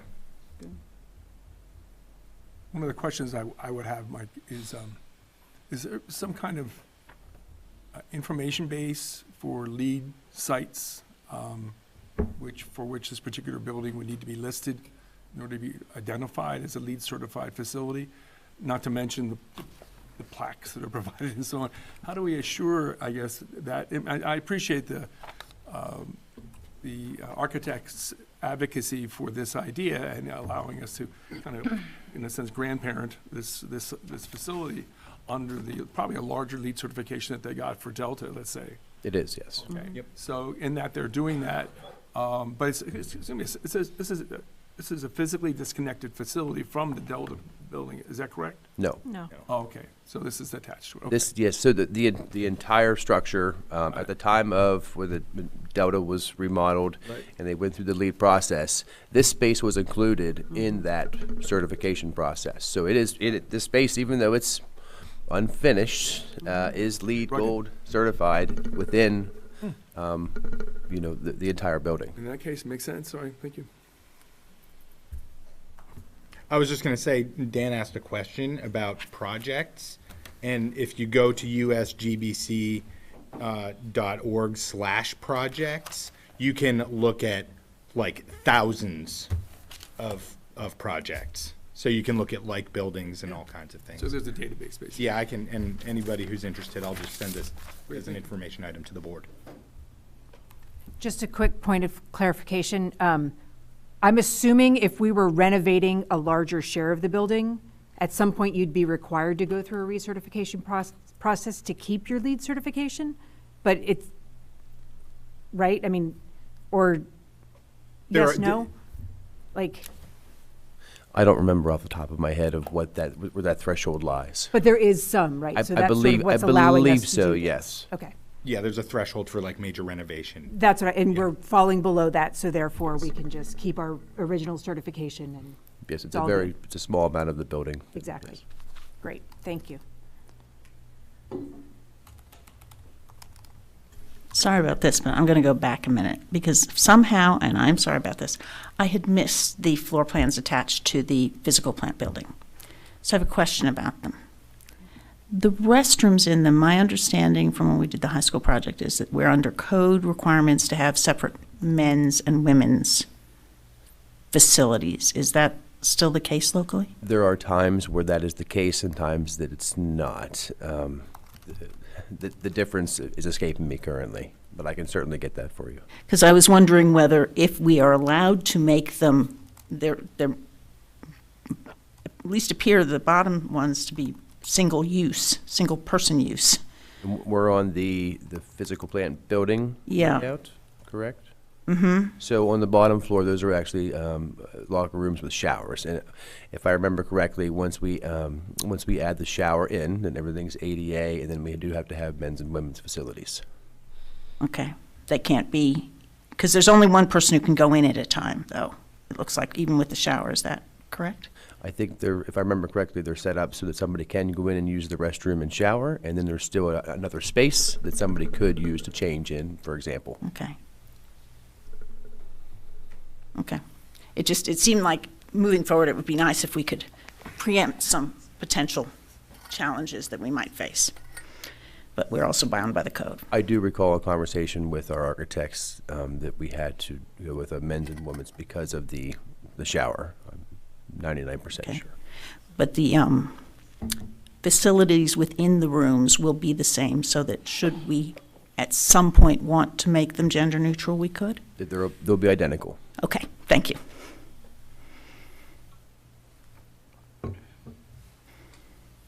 All right, thank you, Mr. Fisher. Okay, we now have time for updates on several board reports. Given the time, I'm going to challenge everyone to be concise. All right, Dan, would you like to give a brief update on the CIU? Sure, just need to get to the. Thank you for sending. There are a number of elements to catch people up on. Maybe among the things that are most important is that we're still in the process, GIU is still in the process of trying to find its home facility in Clearfield County, Clearfield and Northern Center County. And this has gone through a series of iterations, and they're still working actively at considering a site within the Phillipsburg area, but they have to still have to rule that in and avoid conditions that would rule it out at the present time. So also, another general theme within the recent IU update is that they're working really hard on onboarding new staff and training and retaining staff across different programs and departments within the intermediate unit. And so, and that's taking it there. Everybody's all on board effort for that, and with different departments within the IU. And those are the main themes I have to offer in terms of what they had to share. Yeah, and you were able to visit the open house, weren't you, last Tuesday? Yes, At I the saw new the new State facility. That's right. They have a College new office building. facility. They're going to replace one that currently exists in Decibel Road, which was a combination training and office facility, and they're replacing it with an office facility out beyond the mall, basically. On Shiloh Road. And beyond Shiloh Road. And it's pretty much in move-in condition right now. They have spots lined up for various support staff and administrative staff, but they won't have the size of the training. They might have some meeting space available, but they're not going to have a training facility at that location the way they had it at Decibel Road. Right, but they're very excited about the amount of natural light in that building. They are. This is true. Sounds like For instance. You got a chance to see it, Jackie? I've driven by, but Okay. I didn't make it to the open house. There are real windows on the inside. Yeah, absolutely. Decibel is very much a cave, so Right. this is going to Yeah, be right, exactly. a much better learning environment for everyone. Exactly. Thank you. All right, thank you, Dan. All right, I'm the SCASD Education Foundation. In brief, they gave a report of monies that have come in, and they set up several timelines to make sure that they could evaluate applications for grants from the district. I believe there's another meeting coming up, so we should have another update soon from them. CTC Local Advisory Committee, Carlene. Oh, we don't have a meeting. Okay, The that last makes time. it short. CAC for athletics. Yes, we did have a meeting. Okay. Okay, so basically, the winter season is up and running, and everything is going great. The girls' cheer, the high school team has qualified for nationals, which is in February. And then they hosted a youth cheer clinic this weekend, which there was last weekend, which there was about 100 participants that came in. The girls' wrestling tournament, the girls' wrestling team was pretty important. When we had started this co-ed wrestling, there was about 10 girls that showed up for the informational, but there's only one girl on the team. But she has gone to 3 tournaments to date and will be attending at least another one throughout the season. She wrestles with the guys because she's the only one and she's doing great. So the indoor track and field meets, that started at PSU Multisports, and they have like 3 indoor meets coming up. And we also talked about Lauren's position with the additional oversight of all the district clubs and clubs team. That was really important and part of our discussion, and it was mentioned here. And lastly, which was pretty important, and we may have to have a policy for this, because ever since Dorman Hamlin's situation, the NFL football player, the coaches now want hands-on training. In the past, they've been getting online training, but many, not all, wants hands-on, and so now Chris said he's going to look into that as far as the cost is concerned, as far as the feasibility is concerned, and then what if some coaches want it, some coaches don't want it? Is this going to be a mandated policy? So these are some of the things that we're going to be talking about, because the coaches are very nervous of being the one to have to resuscitate a student if something like this should occur. And that was about it, and our next meeting is in March. All right, thank you so much. Facilities. CPR training as well? Yes, CPR training, I'm sorry. Yeah, we met last week on the 19th. I want to thank Mr. Fisher for the updates that he gave us, and for the citizens, the 4 citizens who joined us. Ms. Brandt and I were both there. We talked about materials that were on the agenda here tonight, so I don't need to go into much more detail about the renovation project, the physical plant building, and the new project list for the summer. But I will just take the opportunity to really stress how much that group, who they're building professionals, who all said the Park Forest Middle School is a travesty, right? And so they're building professionals. They know what they're talking about professionally, and they are also people who have had children in the district as well. And they really urged us to move ahead with the facilities master plan. I would say that in order to just make the progress toward that renovation, and then also had a lot of interest, and we had a sort of impromptu discussion about the facilities master plan and what all that would entail, and then working toward the Park Forest Middle School. So that's all. Excellent. Anything to add, Gretchen? Or? Nothing to add. All right, thank you so much. Finance, Deb and Laurel. I feel like there hasn't been another one since the last time we reported. Great. School, health, and safety, Amy or Dan? No, we've done nothing. Nothing, all right. Technology, we haven't had a meeting since our last meeting. All right, so looking ahead to future agenda planning, we have on January 31st, we're going to have a board work session where we're discussing the solar power purchase agreement update, as well as the local economic revitalization tax assistance. On February 2nd, there will be a special meeting, which will be when we conduct board vacancy interviews for those who have applied for the seat vacated by Amber Concepcion. On February 6th, we will have a committee of the whole, which will include information reports from culture, climate, and learning items, facilities and grounds, finance, and audit. And action items will include policy 122, 123, 123.1, and the election of the new board member that evening. And then February 20th, 2023 will be a regular meeting with action items including the approval of revised committee assignments, adoption of PSBA principles for governance and leadership, and then information reports on policies 320 and 321, as well as a report on attendance boundaries and facilities analysis. I would now like to call for a motion to adjourn the meeting. Oh, I'm sorry. I'm sorry. Go ahead. 2 things. Yes. One is, I thought we had moved the meeting from the 31st to the 30th. Is it back to the 31st? It's the 30th? Yes, that's my mistake. Typo. Thank you. Okay. Very much. So we'll be Monday, right? Right. Monday, January 30th will be the board work session on the solar purchase power agreement. I messed that up. Solar power purchase agreement and the local economic revitalization tax assistance. Thank you. Okay. So the second part is the part about choosing a new board member. And I happen to have the vantage point of having gone through this process once before I actually ran for office. And part of what was helpful with that, I've done it twice actually. Neither time was I selected. The first time, I basically got a thank you for applying. We were moving on with other things. The second time, there were 9 people who applied, and after some discussion at the board table, they decided not to actually interview all 9, but to down select. What I'm concerned about is we've got a deadline set with no opportunity for us to talk in between, so that if we get 30 people applying, we've already gone ahead and said, this is what we're going to do.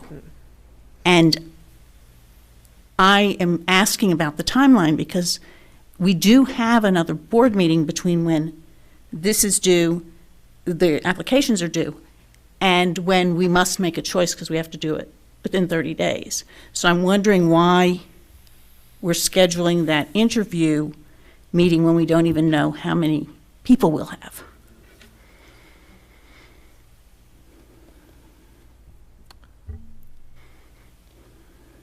Yeah, that's a good point. So like, Lynn, do we know how many people, how many applications we have at this point? One. We have one application right now. And so The deadline is Thursday. at 4 I o'clock. know mine came in at the 4 last o'clock, minute. Thursday, 4 o'clock. Yeah, so, And so our thinking was that would give you a week to review applications. Mm-hmm. Randy, do you want to add any more? No. I think that we thought that that was an appropriate amount of time. If you want to take time on that meeting on the 30th, you could do so. yes, the Monday, the 30th. Would that be, like, if once we know how many applicants we have?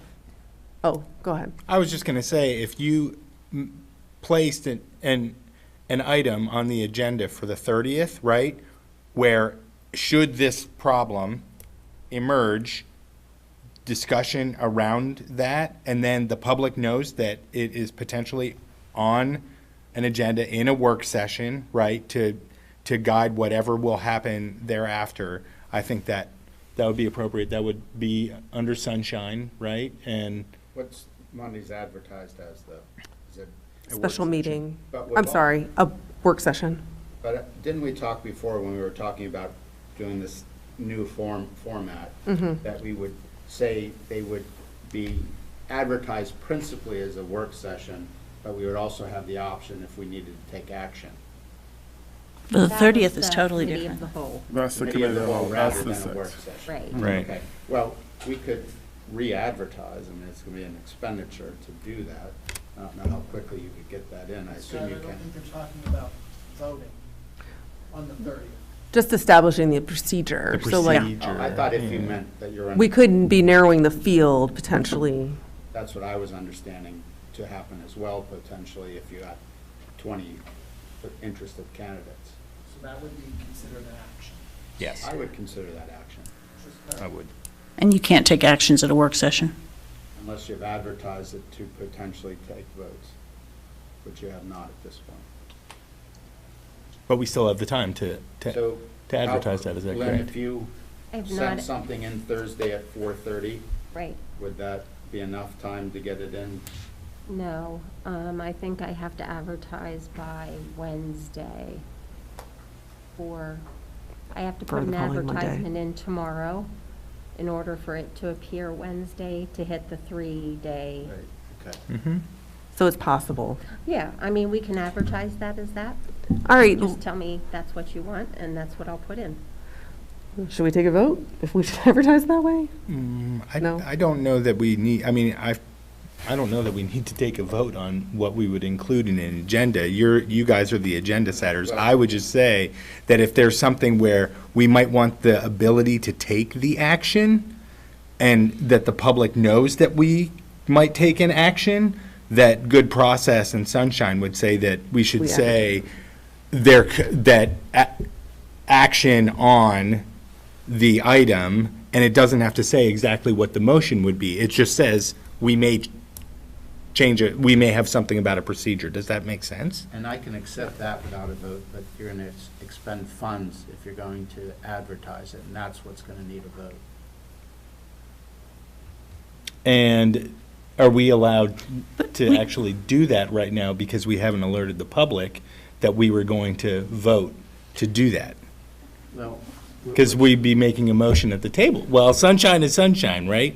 They're going to approve the vote, or they're going to approve the action when they approve the board bid, right? Because we didn't vote to advertise this one. Yeah, that's what I was thinking. this meeting tonight, No, the one on the 30th. As a board work session. Yeah, we added it, but we never voted that we would add it. But that expenditure, what's that expenditure? I don't know what you pay for It's the- like $75. Yeah, we it's don't need under to, 100. yeah, you don't need to Yeah. prove that. Excuse me. All right, so so right now, it sounds like the plan is we will advertise so that on the board work session, we can take action if needed on narrowing the scope of the pool should we get 105 applications or more. Or 1,000. Yeah, there you go. This is The what two people want. tiers of this, in terms of the activity, the first, narrowing the pool is essentially screening. Do we want to call it, what should we call it? Narrowing the pool, screening, identifying prime candidates? I'm not sure, as opposed to actual direct assessment and interview, which would be the second stage. What do you want to call it, Dan? I think I like screening. There is language for this in what happened in 2010. Okay. So we could just borrow from that language, which I read it today, but I didn't memorize I didn't it. either, Yeah, but I know it was there. there's stuff out there to deal with. Yeah, this. it's in the minutes because it was done, yeah. Hold on.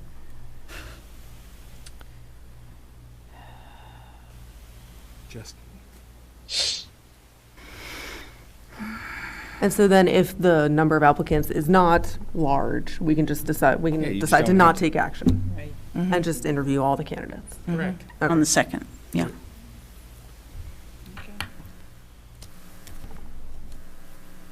Thank you. Amy, you want to say anything? I see you're unmuted. Oh, no, I was just going to say earlier it was hard to hear people not on a microphone, but it's really moot at this point. Thanks.